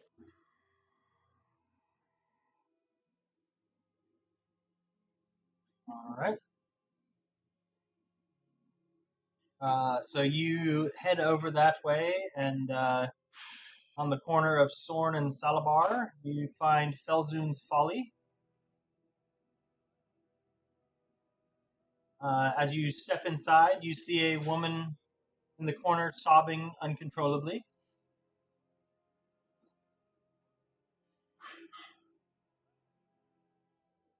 Now, lass, we're here. We're here to help. Everything's gonna be okay. Oh, my poor shop, my books, my cat, that horrible beast. It had so many eyes. It chased Philippa into the shop. I hate to think what it might be doing to her right now. It's probably crunching on her tiny little bones.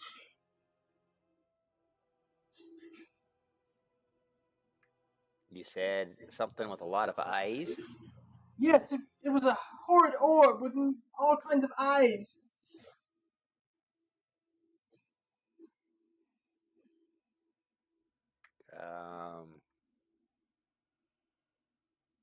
where is this? In your basement?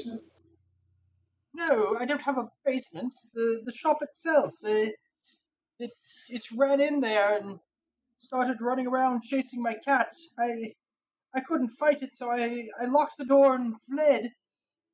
I tried getting the city watch to help, but they told me that it was another of my tall tales, and I should be more cautious in the future. That's Well, when I I guess we can check went it to the out. Harpers. How long ago was this? Your cat is surely dead. It was only about an hour ago this morning. Oh, yeah. That's how many rounds it is? It's so many rounds. Well, I would hope that my cat didn't sit there and try to fight it. I called for it to come outside, but it refused. It's probably hiding somewhere. So this thing had a lot of eyes? Yes, It's probably good at finding, I'd imagine. and a humongous mouth in the middle of it. The teeth. Was the mouth bigger than your cat? Yes. Well, surely your cat is dead. No, No. her. Poor Philippa.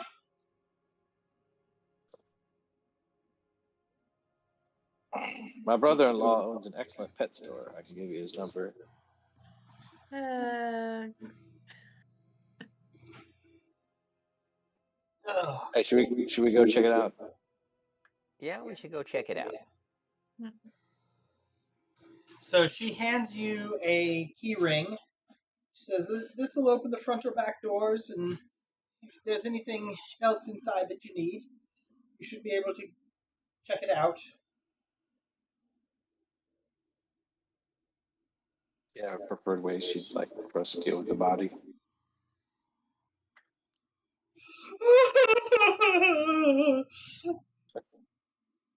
Jeez. I'm like, he's awful mean. So I'm thinking that. All right, I open the go open the door. Okay. Look in, peek in. So as you are approaching the shop, you can see flashes of light coming from the third floor. So it seems that whatever is in there is either still destroying things or chasing a cat. Goodness. Should we brush upstairs, I guess? Yep, I guess go on up. Head up the stairs. Find out where the stairs are. All Try right. to rescue the kitty. Who is going up first? I'll go up. Eamon will go up. And I'll be right behind him. I mean, if the cat's still alive, of course I don't want to see any harm come to it. Just trying to be realistic with the lady. Keith, what are you doing? Oh, I forgot we got a big burly half orc. Yeah, he's been rather quiet this whole time. Yep. Trent, you there? He doesn't realize he's been muted. He's actually been talking to us the whole time. That has happened to people in other games that they've been talking the whole time and they've been muted. He was having some issues earlier too, so.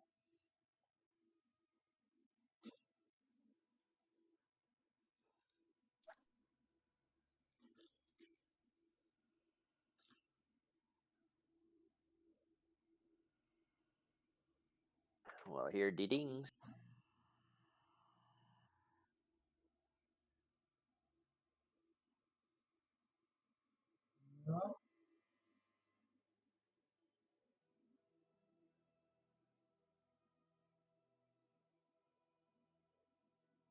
Torrin, if you want to figure out what's going on with him at some point, I'd appreciate that. Sure hope he hasn't been sitting there talking the whole time, getting mad that nobody's listening.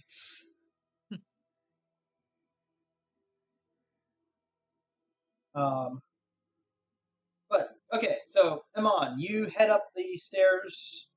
Yes. Make me a dexterity saving throw, please, as you head up the Okay. stairs. Of course. I am very proficient at it. Dexterity saving throw. See? Yes, you are. Good enough. You jump to the side as a streak of fur and claws comes flying down the stairs as the cat runs past you. Meow. Pretty much. I'll be. It's Following closely behind the creature, you turn to see a floating eyeball with 4 stalks.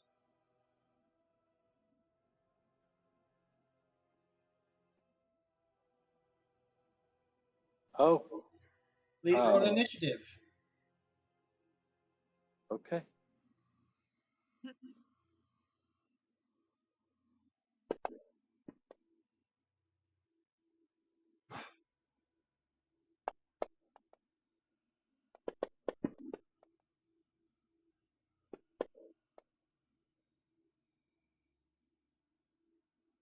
All right, Torrin, you're up first. All right. I will. All right, I gotta figure out how the Iron Defender works too. That's goodness sakes, something new. He's just going to go on your initiative. Yeah, but what can it do? Do I have to use bonus actions to give it command actions? I believe it is the information should be on your sheet. I believe it is a bonus action to command it to attack. Yeah, I think if you don't give it an action, it'll keep following your action, or if you don't give it an action, it automatically dodges or something. Yeah, unless you take a bonus action on your turn to command it to take another action, it takes the dodge action. All right. Well, I'm going to firebolt it, and then my bonus action, I'll have Steely Dan run up and ram it. Actually, with its Okay, go for it. rend it. All right, so I'm getting there. Ability. Nope. Actions. There we go.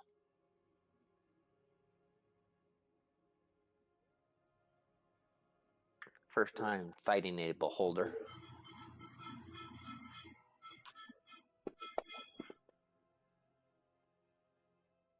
I miss. That missed. And what about Steely Dan?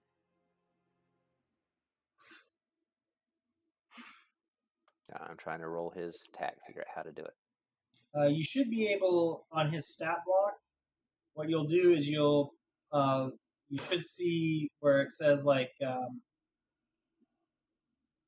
the melee weapon attack.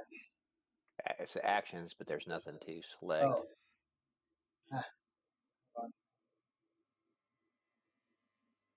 I don't need that. Yeah, I clicked the wrong button.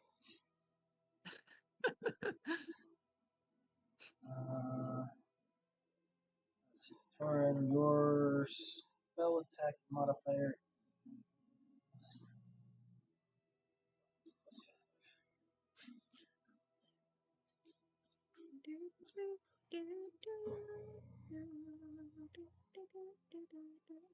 okay, so you should be able to mouse over where it says melee weapon attack now and click that.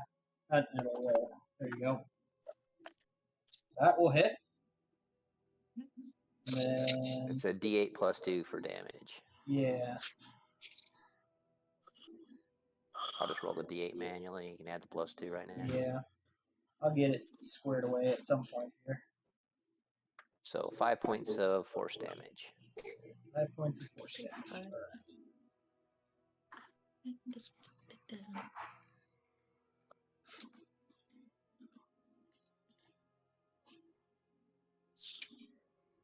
Okay, now it's correct. Alright, 5 points of force damage to the Azer. Does not look happy about that. Emon, it is your turn. I am going to beseech my Lord Helm to provide blessings to myself and my companions. So I'm going to use a second level blessing cast on 4 of us. Okay. So let's see. So myself, Torin, Feywinter, and Blar shall be blessed by Helm. Alright. Then I'm done.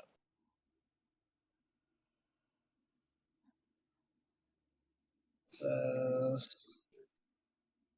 it fires back a couple of blasts of light from its eyes.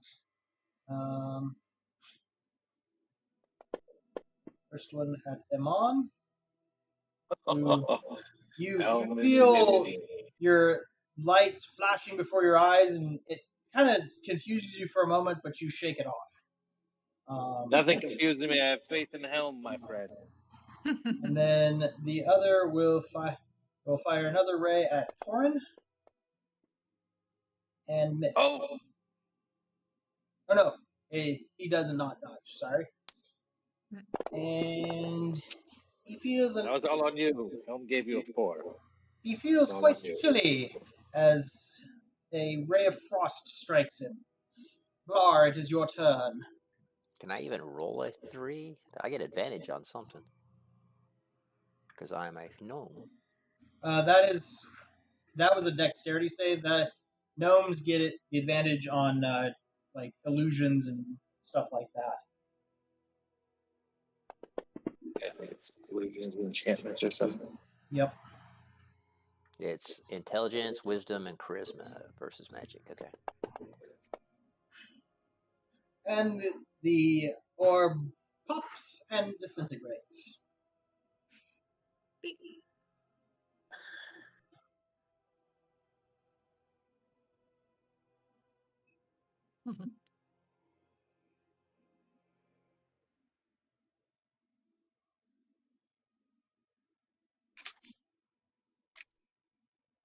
No, so I just did some of my, took some chili of my temporary hit points. Okay.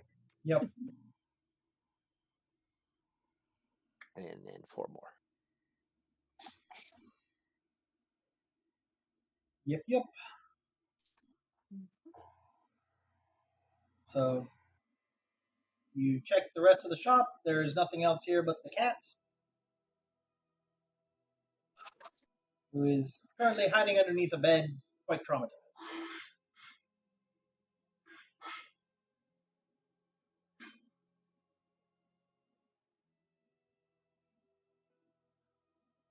I imagine so. Yep.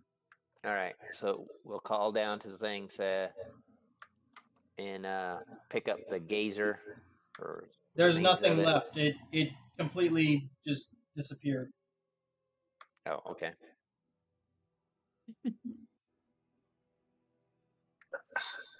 All right, let her know that the beholder is dead that was chasing her cat around.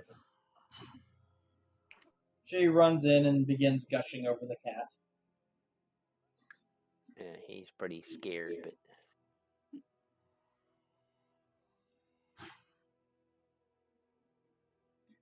And she offers you guys a spell book with 4 first level spells and 3 second level spells in it for wizards. So I don't know if Torin you cool. plan on multi-classing into wizard or not, but I if you haven't do, decided yet. if you do, that is something that you will have that you can decide what spells are in there. We can work on that. Even if he didn't, it seems like something Torm would want, so you can try and figure it all out. Me, it would just be a picture book. Blar, you understand what it is. You just know that you don't need to study it like some people. Yep. Why would I study stuff when it just comes to me naturally? I'm just naturally gifted. Yep. I'm vexed. So, all right. If we need to take a short break here, we'll come back here in about 5 minutes or so. And Alrighty.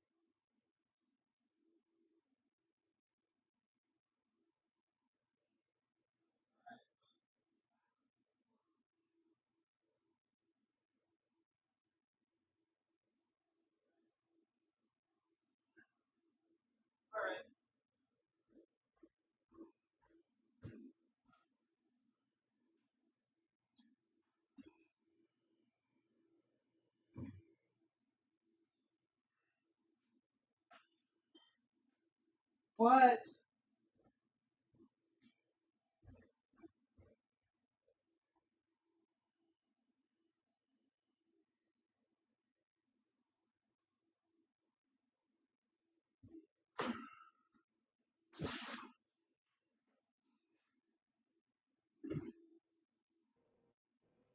Alrighty. We get Keith back?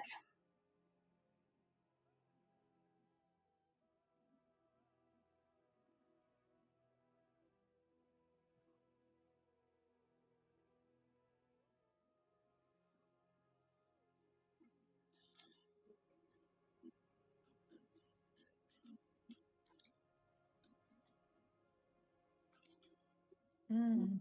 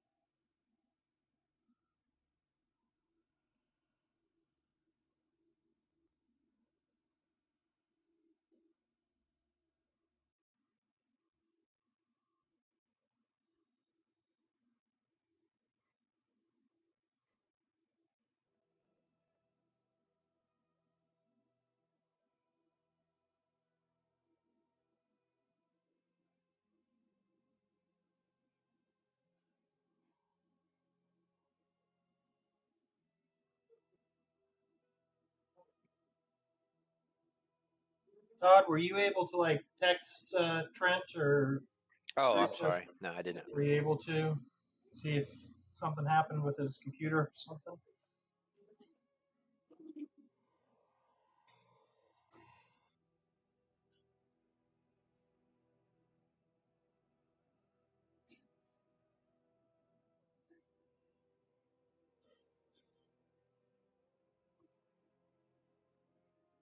Did not respond to the text. Okay. Well, hopefully he's all right.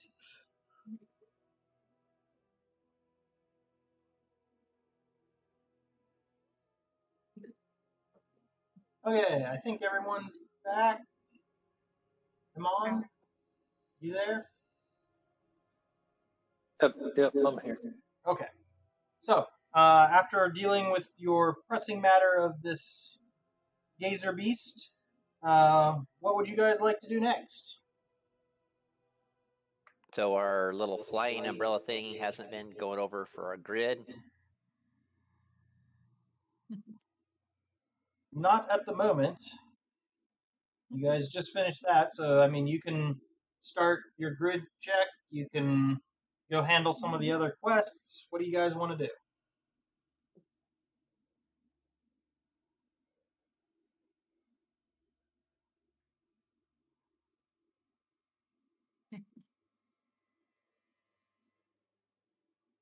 Yeah, we got other quests we got to deal with, right? Who's going to pay us 500 gold? Oh, that was if we don't. If we take care of the, yeah, Okay. destroy the, whatchamacallit. The nimble right? Mm-hmm. Well, we can keep scanning around while we're going through there. Maybe, Wasn't there some evil hero we had to go, or evil adventurer we had to go deal with? yeah, I think that's the next priority. The next, well, the evil adventure is going to be a little harder to do. That one's going to have to take some things because it's he's been reciting. We can get that's in the dock ward, but we can try to take care of this necromancer for the Emerald Enclave. He's stealing bodies and doing stuff like that. Yeah. Okay. And then we can go talk to the dragon too. But since I don't have the map, can you redo the map for this and the code legal, whatever. I can send you the code legally. Yeah, the code legal, it says I don't have the module loaded, which I've loaded, so I don't know why it's not giving it to me. It may have been something with the big update that they did. That it gooped up the sharing. And yeah, you wouldn't have the module loaded because that's the DM portion of the module for Waterdeep. Ah, okay. Sometimes you got to load them to get character classes and Yeah, stuff on nope. there. I know. And then we need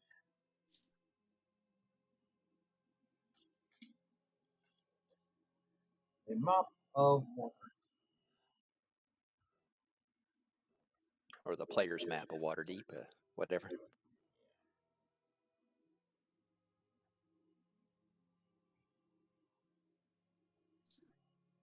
We had one before.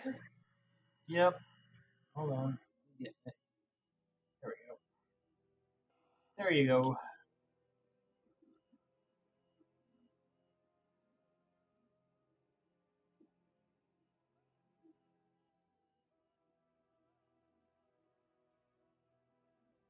Where are we currently at? Where we just finished up the... You guys just finished that up. That was in, I believe, the trades ward, which is. Where'd you say that our Trollskull was in the North Ward? Yeah, it's in North Ward. Yeah, Trollskull is So up. we're up here somewhere. Yeah, that's where our inn is. Yep. Okay. Yeah, the tavern is somewhere up there, but you guys just finished somewhere down here in the trades ward. So what we can do is go on down.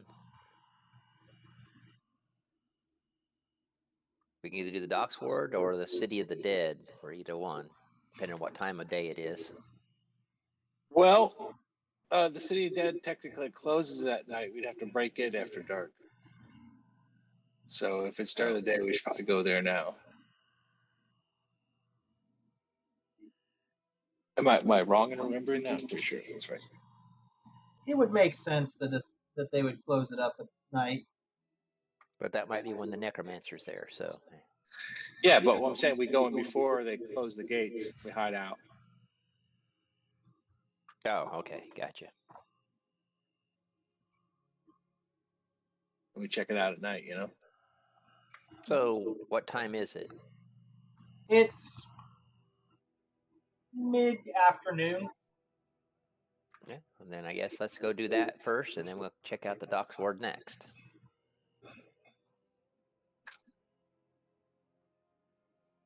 So we didn't find anything in the trades ward. Nope. Our thing hasn't gone off, so we can go back up to the City of the Dead, see if our thing goes off in there too. But Okay. maybe the Nibblewright's hiding out in the graveyard. Who knows? Maybe. So you head up to the City of the Dead, and as you're approaching, you see a older gentleman wearing plate mail, sitting near a shrine of Kelvmore.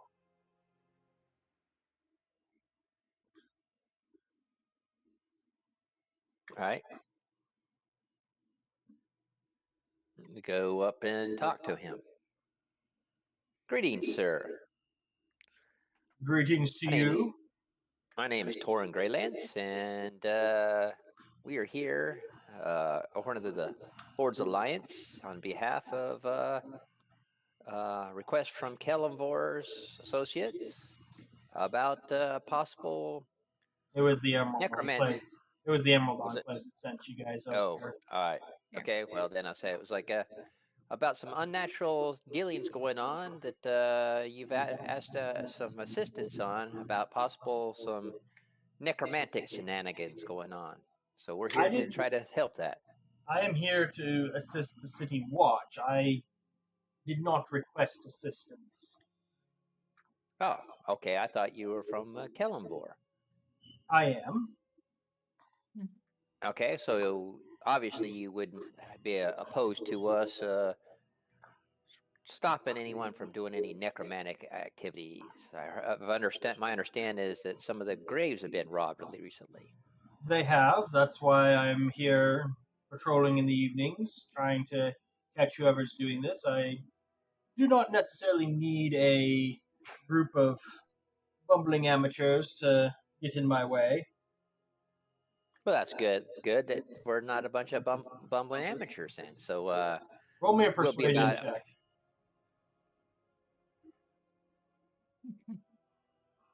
See, I need to always play charismatic characters. You do. You talk enough that you should. Yeah.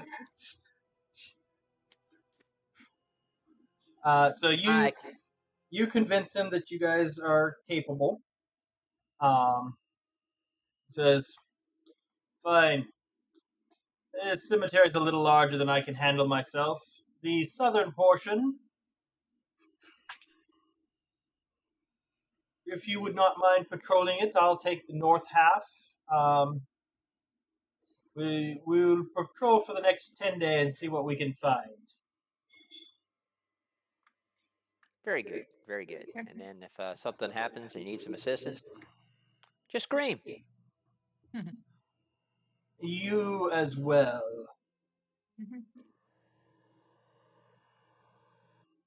And it looks like he's like settling down to go to sleep for the day so he can patrol in the evening without suffering for it.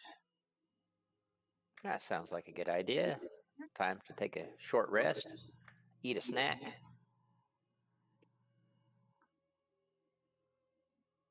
All right, so you guys spend a few hours resting prior to the fall of dark. As it does fall, you begin your patrol.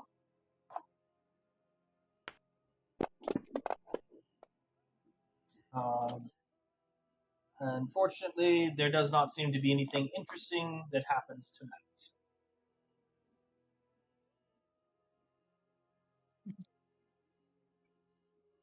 All right, well, let's go. It's great for the victims. Yep. As we're headed back, we'll use our umbrella checker. Yep. It does go off briefly, but it seems to stop almost as fast. What? It kind of goes, and that's it. What does that mean? What does that mean, what, Torrin? what era was that? That means it was in range for a second, and then it's not out of range again.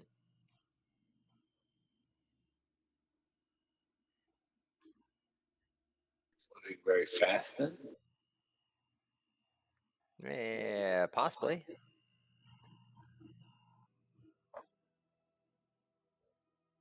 Or just barely in range.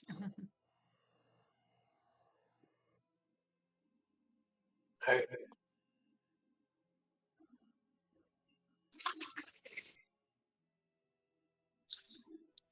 Well, we've been up all night, so I guess we need to get some rest, and then Yeah.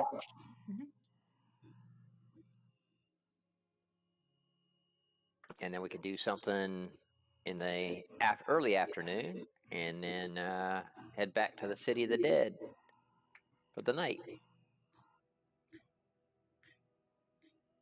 Yeah, so we hit the docks early afternoon tomorrow. Sure, we can finish up, hit the docks, and then swing over through the Southern Ward, then back up through the Trades Ward, and back to the City of the Dead, using our scanner in that process.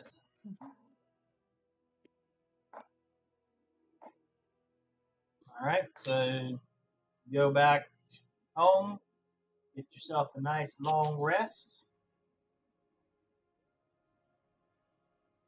Wake up the next morning, fresh and ready to go. Give everybody a nice sermon about the safeties of properly cooking chicken. Did you give yourself food poisoning? No, I'm trying to avoid people giving themselves food poisoning. Well, I mean, usually you give a safety brief after you've done something to cause yourself problems. So I just wasn't sure if somehow Amon had given himself food poisoning and was like, and now we're going to make sure nobody else has this problem. Well, it's just I got a prepared list of, mostly hygiene and health-oriented sermons. I don't know if you noticed. Yeah. I mean, considering that was usually not Cleanliness and high godliness. on many people's list and caused a lot of problems, makes sense. All right. So, where were you headed? We're headed down to the docks ward during the early afternoon to Okay. check out any rumors /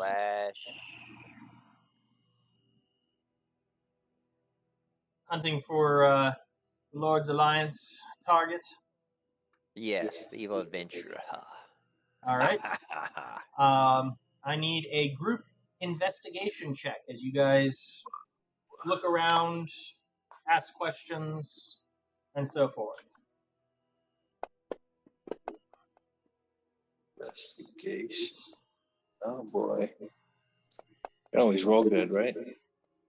Hey, okay. It's not the worst. Bunch of 13s here.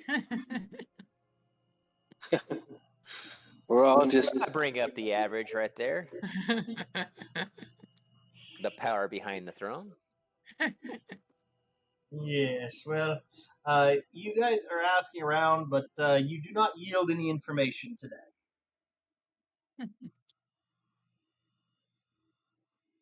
all right.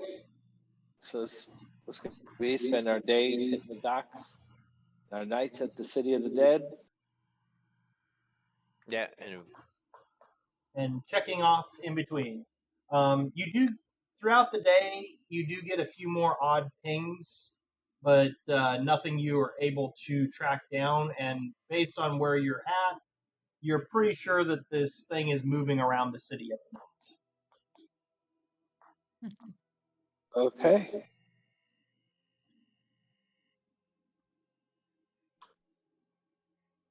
all right, then take our short afternoon siesta. Okay. Get ready for our patrol. All right. Matt, is it just laying in the back of someone's pickup truck? You know what I mean? I thought we were laying in the back of a hearse, but No. The thing we're looking for is because it keeps moving around the city. It's like just hitch a ride on one of the carriages or something, It's like underneath the Indiana Jones style. I was gonna say, is it pulling an Ethan Hunt and is just like hanging from the bottom of the wagon? That's pulling an Indiana Jones, man. I don't even know who Ethan Hunt is. Mission Impossible. Oh yeah, Indy did it way before that. could be. Oh, did you guys see? Did you see Tom Cruise at the Olympics?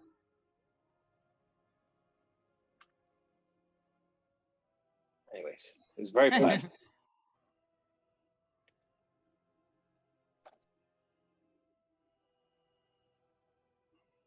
No, I didn't see him. I did see a picture that he jumped in.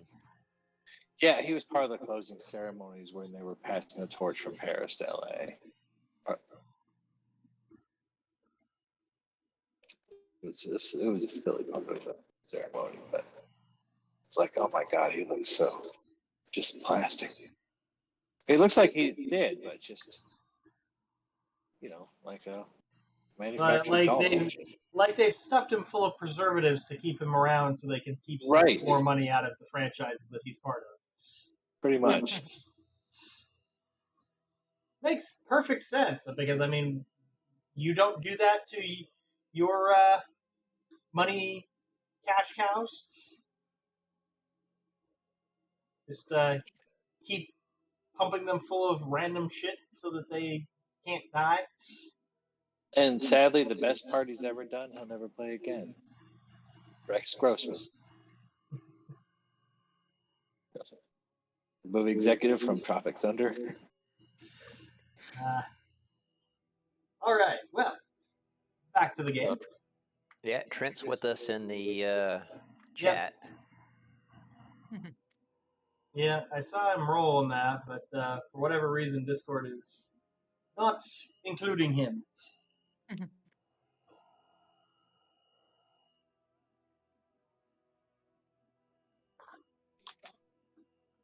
So, gotta love it when Discord decides to change all of your settings randomly. All right, so second night passes without events. Wake up finish up the next morning. Head back to the tavern, get your rest. Head back out the next day. Where are you headed? Then we had to go back to the docks. We're still looking for information there, right? Yep. So we can spend our time investigating the docks and everything else, and because we're still doing the nights, we can't really spend our evenings there. Go ahead and give me a group investigation check then. Uh-oh.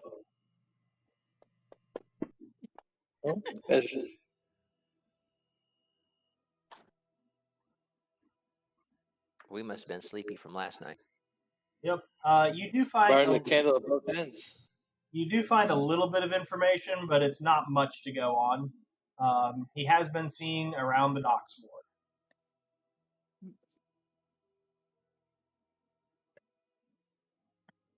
But not anywhere in particular. Correct.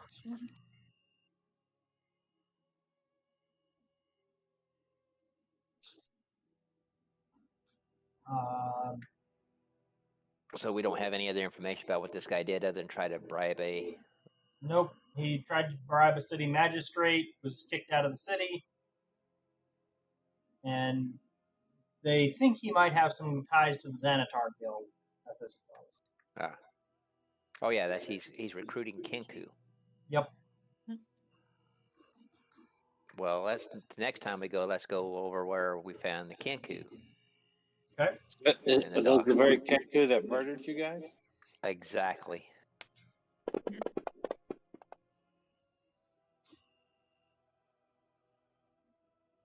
Night 3. Yep.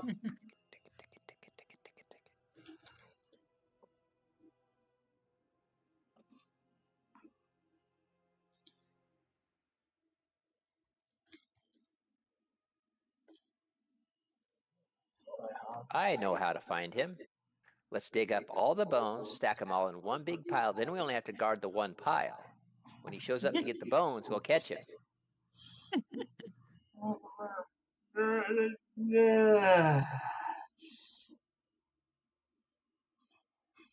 This does not sound like a good idea. But it Find would no work. holes.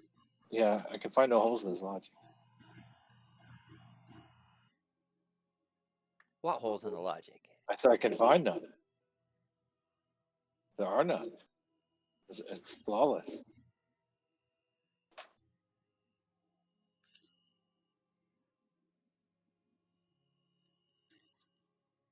Flawless logic, huh? It attracts someone's attention, I'm sure. Yeah, you may also make everybody who has dead relatives there a little upset with you. Yep.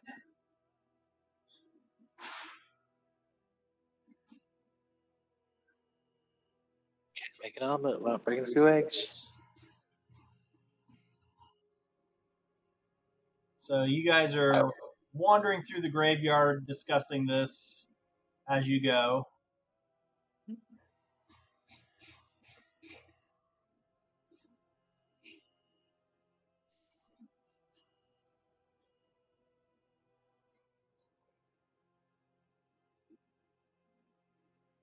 Sorry, trying to get a map adjusted because it's not sizing properly.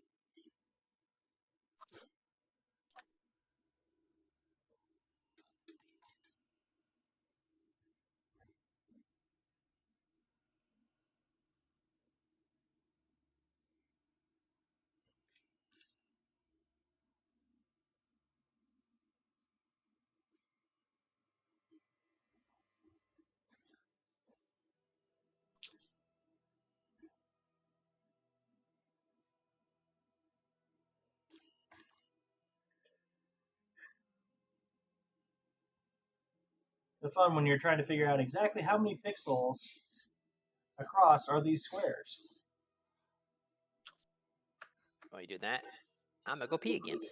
All right, I'm just about done.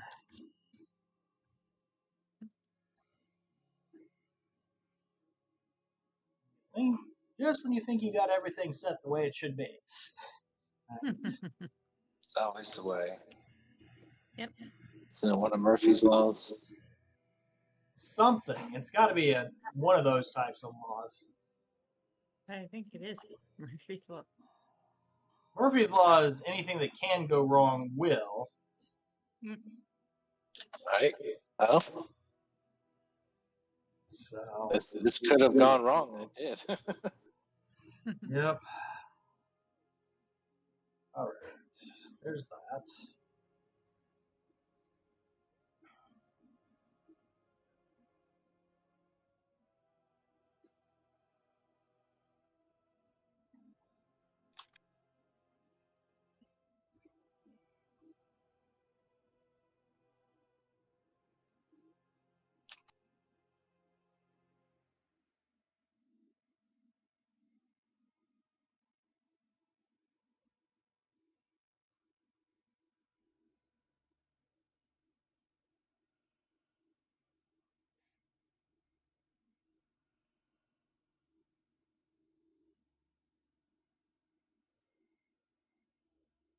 All right. So, you guys are patrolling through the graveyard.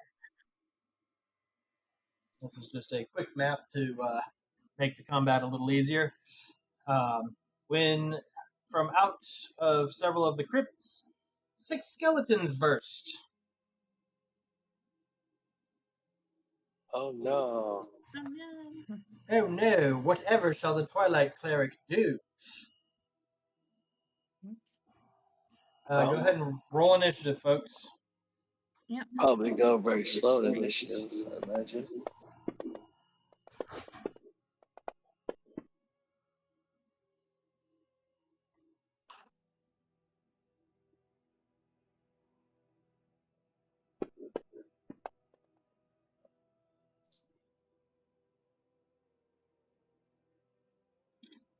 Alrighty. Winter, you are up first.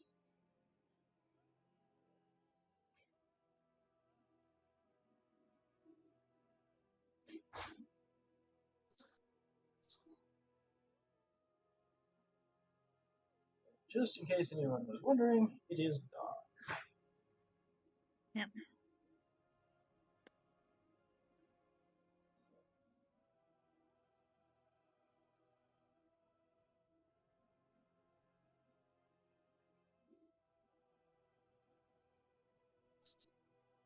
Now we need to turn our lights on. What? So we need our lights on. The trinkets I get them.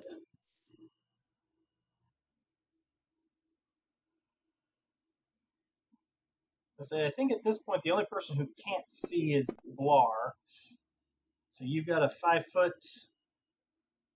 It's 5 foot dim, 10 foot, or 5 foot, 5'10". So it's 10 foot dim, 5 foot break. Okay. There you go, Blar. Yeah. Messing stuff. Okay. There you go. So, Winter, you are firing at the skeleton. You hit.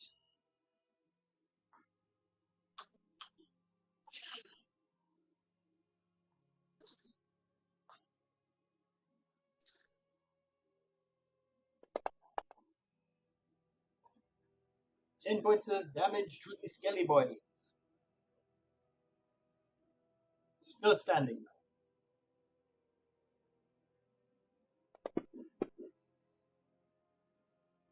That's another hit.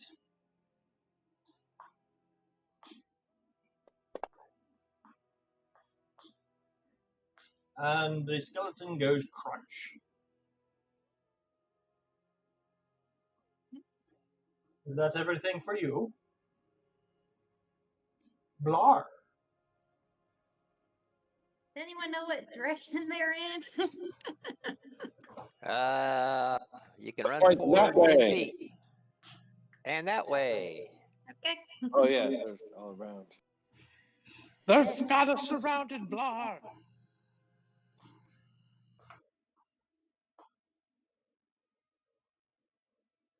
You're moving to. Well, let me figure out how to move now. Go Hold west. on. Go west. Hold on. I'm getting you. There The you rush go. is on. You should be able to move now.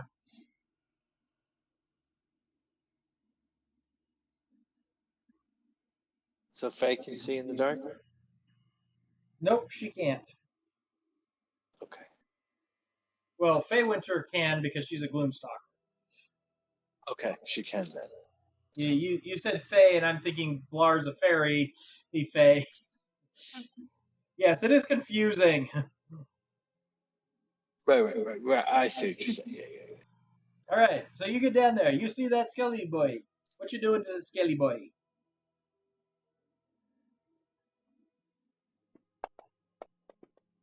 Ray of Frost. Nothing. Miss. Let's You, see. you know what we call that in the business? A ray of air conditioning. Wah, wah, wah. You cooled them off nicely, but that's about it.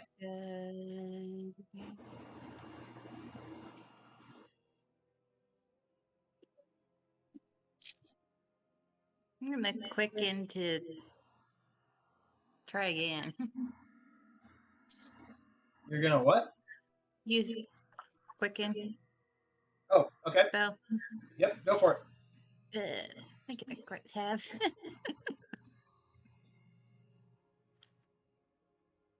This one's sorcery point. I'll check in a moment. 2 for 2 sorcery points. If that's what you're asking. Sorcery points are fun. That will hit.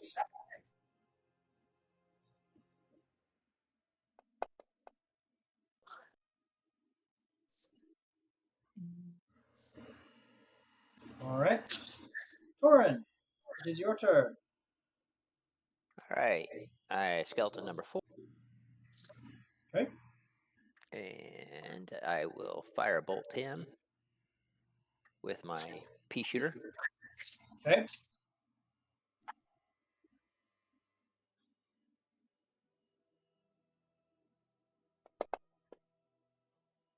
Or not.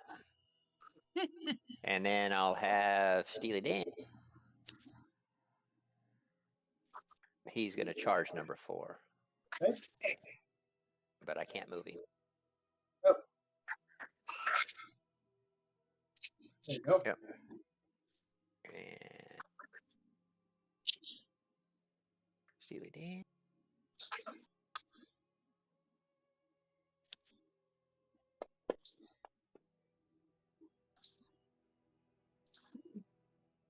Was that a 10 to hit? I That don't does think I not hit. hit. Well, he hit the brick wall and said, Yep. all right, and that will end my turn. Okay. Actually, I will move to right there. All right. Keith. All right. I don't know if he can hear us or not. I didn't get that response or not. Well, he's been responding every time I ask for a group check, so I'm hoping he can Okay. hear us. Even though we can't hear him for whatever reason. Because you can hear us. Type something in chat. Say I can hear you.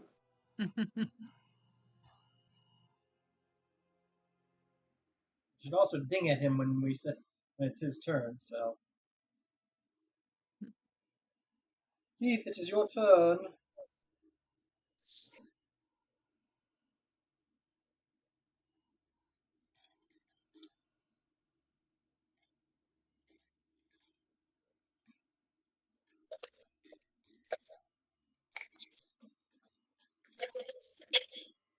Hear me? Can you hear me? Ah, there you go. Yeah. Now we can hear you. He lives. Sorry about that. Like I don't know why it changed my microphone settings. Like it said it was using my headphones. Discord likes doing that. I've noticed, especially when they push an update, they're like, "Oh, and we're going to change the defaults." All right. Well, yeah. So I'm gonna run up on,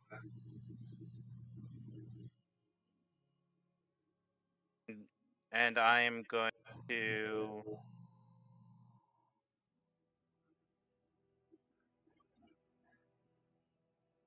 Sounds like hammer time to me. Yeah, and I am going to do disarming strike. Okay.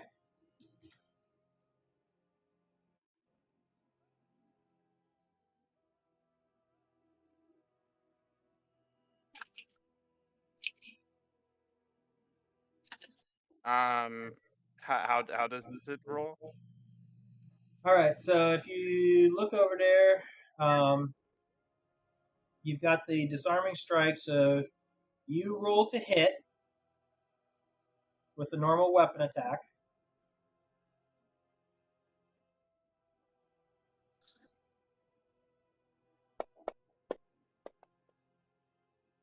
Okay, that hits.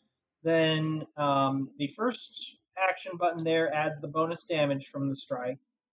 The second button is the save for him to drop his weapon or not. And then the third one is if he drops his weapon, you tag him with that so that it's marked, and then you can roll your damage.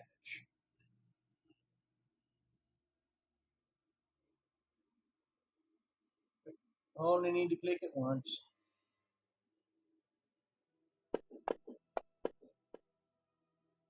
So he fails and drops the bow that he was carrying. Go ahead and roll damage. Oh, so which one do I use to roll damage? Just the greatsword again? Just your normal greatsword attack, yep. No, you just need to roll damage. You don't need to roll to hit him. You already hit him.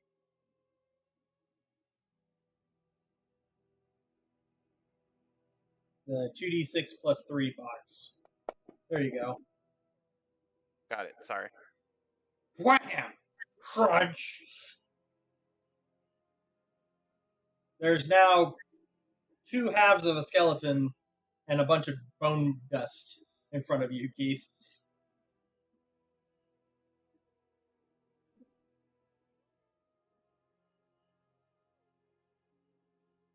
Okay. Victory is mine. I end my turn. All right, Amon. Well, I boldly hold forth emblem of my Lord Helm on my shield and call to the ever vigilant watcher to send these creatures fleeing from his radiance. Turn undead. All right. Wow. Well, a couple of them managed to not be turned. Okay. Do what I can. Oh, good. The ones that are, people are Furthest going to away. fight anyways. And that's what I'll do. I'm done. All right. So this skeleton here will target Blar and fire his short bow. Anybody got anything for a crit? I have shield. Shadow That's not going to stop a crit.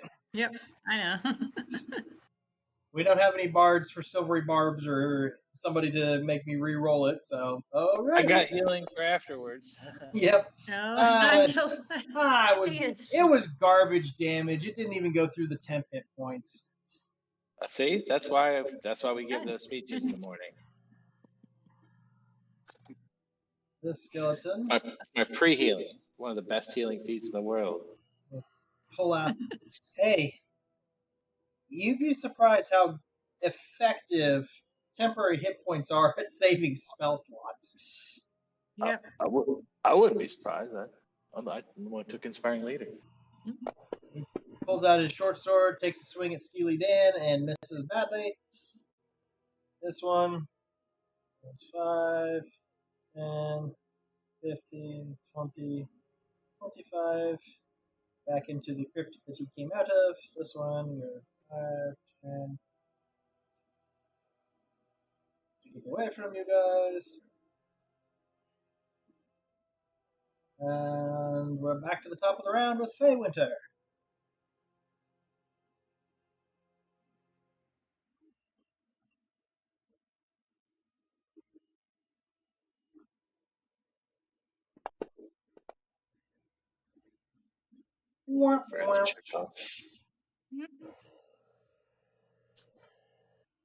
I think you got robbed, Feywinter.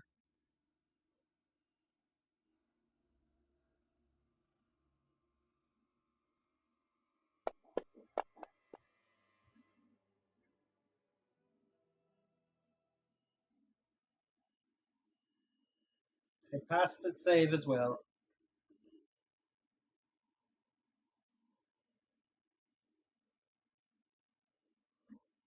Alas. Blar.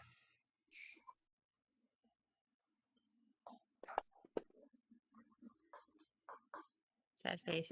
Not Air condition his other ear. Yeah.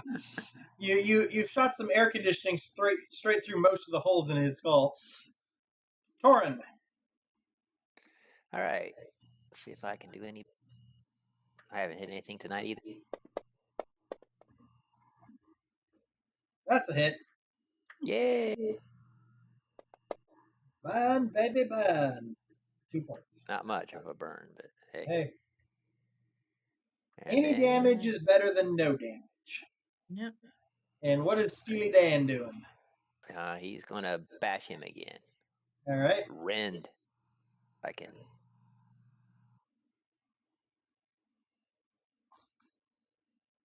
Hold on, my map's in the way. There we go.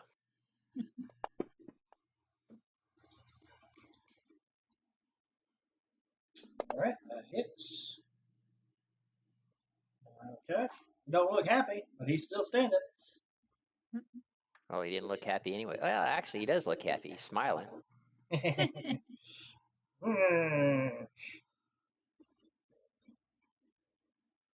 Is it a smile or a grimace? Is that everything for Torin and Steely Dan?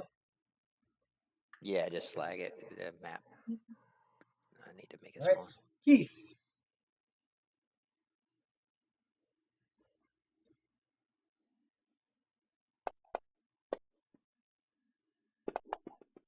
That is a hit.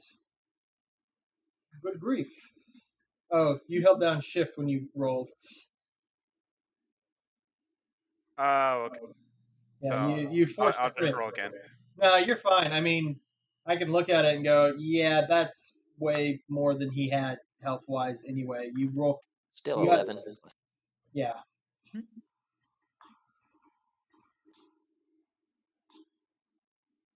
Okay, so it takes.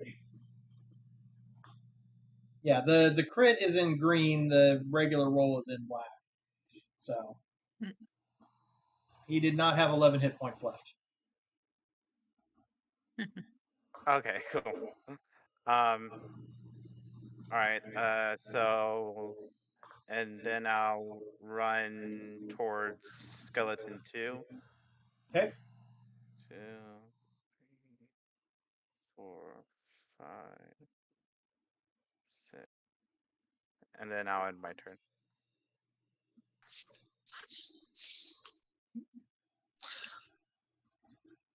Alrighty. Amon. I'll cast Shillelagh, powering the staff in my hand. And, Bonk. step up and try and smack this skeleton here. Silly boys, go bonk. That hits. Oh, yeah. Crack! Smack, crack, thud. And done. All right, its turn. Well, it will drop its bow and pull its short sword and take a swing at Amon. Blocking my shield, obviously. And it doesn't connect.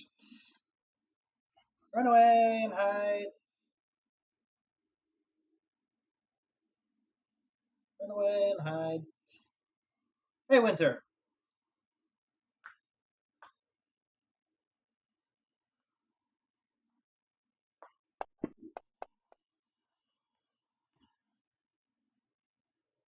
That will hit.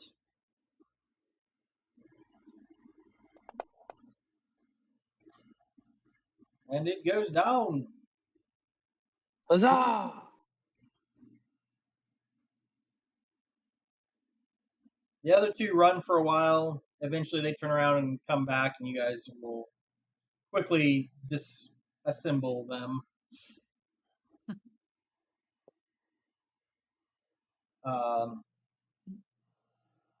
Next morning, Ambrose meets you, asks how the night went. Said we killed a half dozen skeletons or so, but we didn't see the necromancer that actually raised them. Well, you should probably keep patrolling then.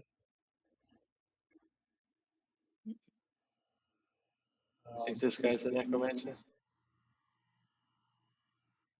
He's a servant of Kelvmore who basically hates the undead. That's what he says. That'd be a great cover for a necromancer, though.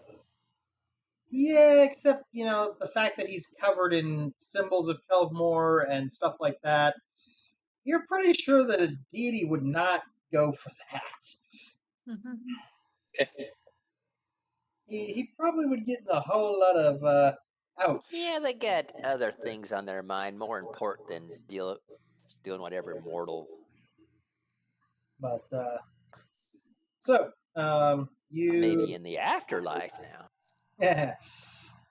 Yeah. He might get turned into a special brick.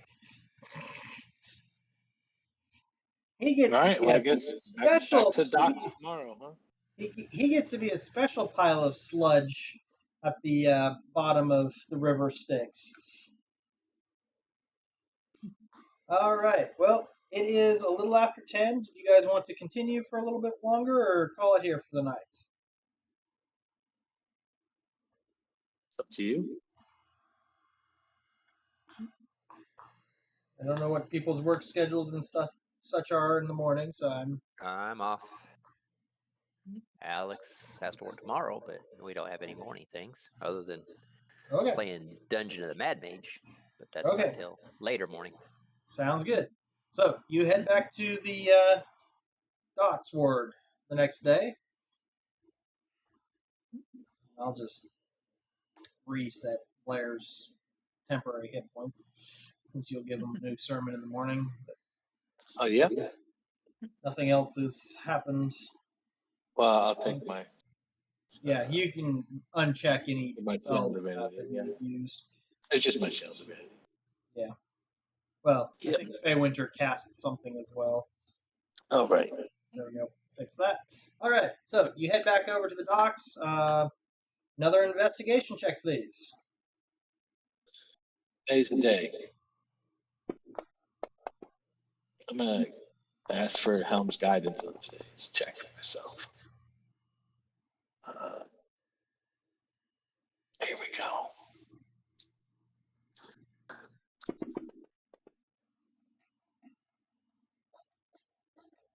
All righty.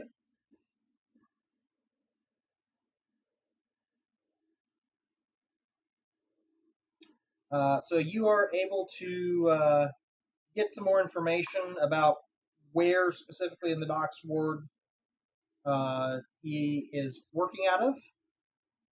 That takes you most of the afternoon to do, so it's time to head back to the graveyard for the night. All right. Feel like tonight's the night. Yep. Nothing happens. I say that every night, though.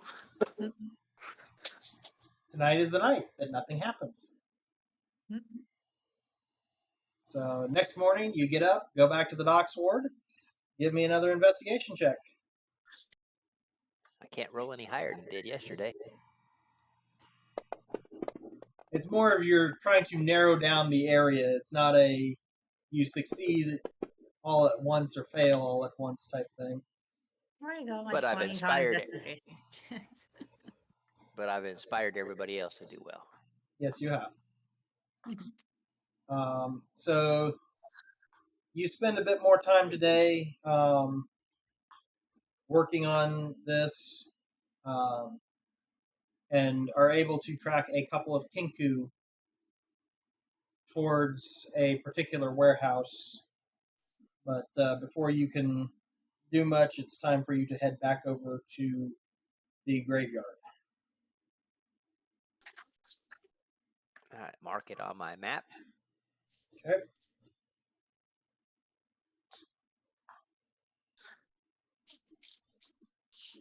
You head over to the graveyard,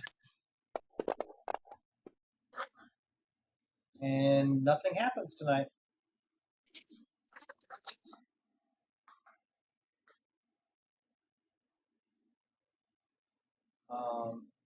Next day, you get back to the docks ward, need another investigation check. As you guys are narrowing in, All right, so it's gonna be you a day, begin guys. searching the warehouse. Here we go. Lucky, knock on wood. Unfortunately, you do not find any sign of your target.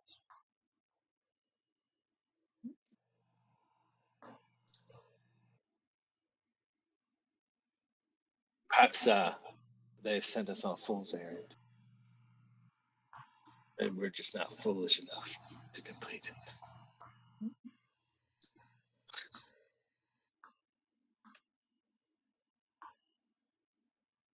So you get over to the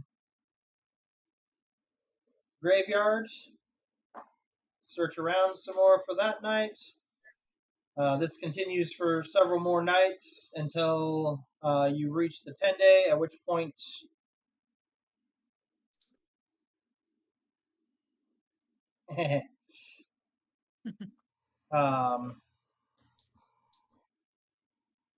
Sir Ambrose thanks you. Says, I believe that our efforts have at the very least run this necromancer off. The Emerald Enclave thanks you with 100 gold each. Whoa.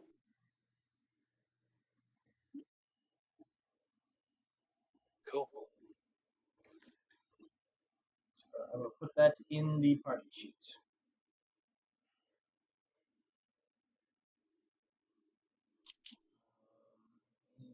Also sold those. So you guys are up.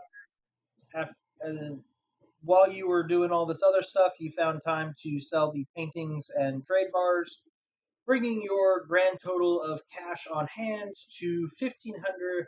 Well, just about 1,600 gold. Well, I guess we can do the hiring of the guilds that we need to Yep. get it done. Yep. So, All right. Well, that'll be exciting. you're able to get everything started, leaving you with 500, almost around 600 gold. I'll talk to the Temple of Gond and find out how much it is for the creators, inventors / guild. For them, we only ask that you share your knowledge and inventions here in the workshop freely. Okay, well then I had no problem doing that. I will be a regular contributor to knowledge. All right.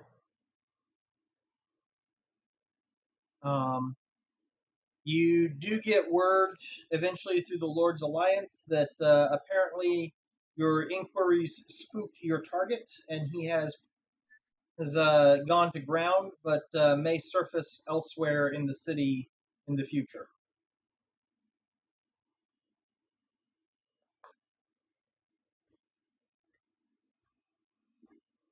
Okay. Well, we tried.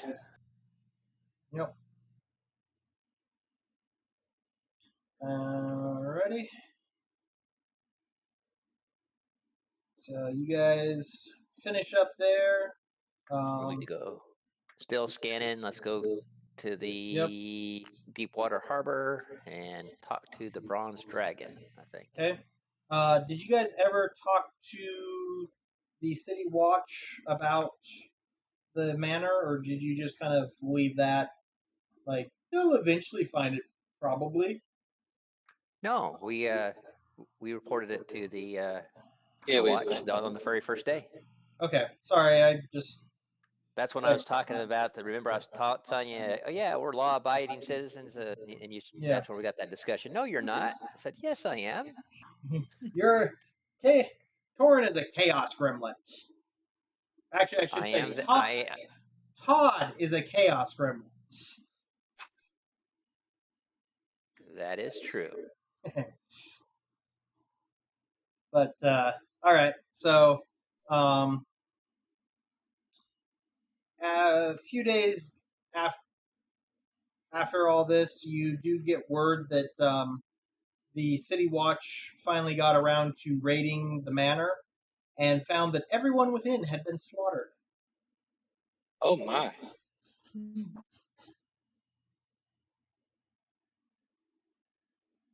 Guess we should have rushed in to help those poor people.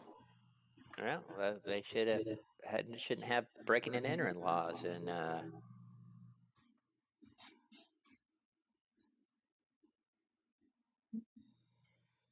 Okay. Torin, I will follow all the laws, but I will complain about any one of them that I think gets in my way of doing what I want. that's true.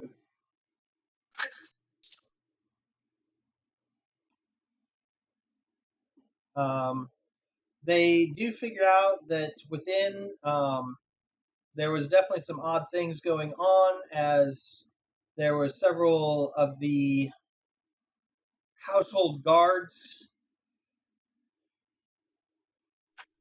killed downstairs. Looks like they were guarding somebody and murdered. They were murdered. From there, it seems that several members of the Zentarum either assaulted the manor or were let in. They then charged upstairs, killing the lady of the manor as well as her children and husband. Oh my goodness. Gruesome. However, it seems that whatever the place was ransacked, as if whatever somebody was looking for something that was no longer there.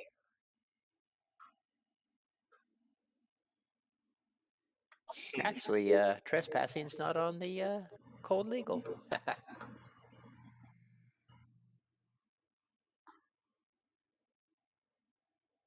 Okay.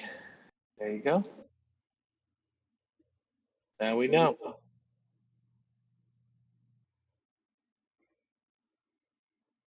As long as we do it while we're not disturbing the peace, we're good. Yeah. No disturbing the peace, no damaging property. They probably would classify it under burglary, though.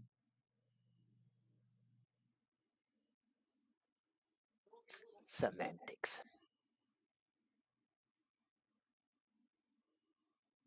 Without decent reason, that would probably be where it would get covered. That or vandalism.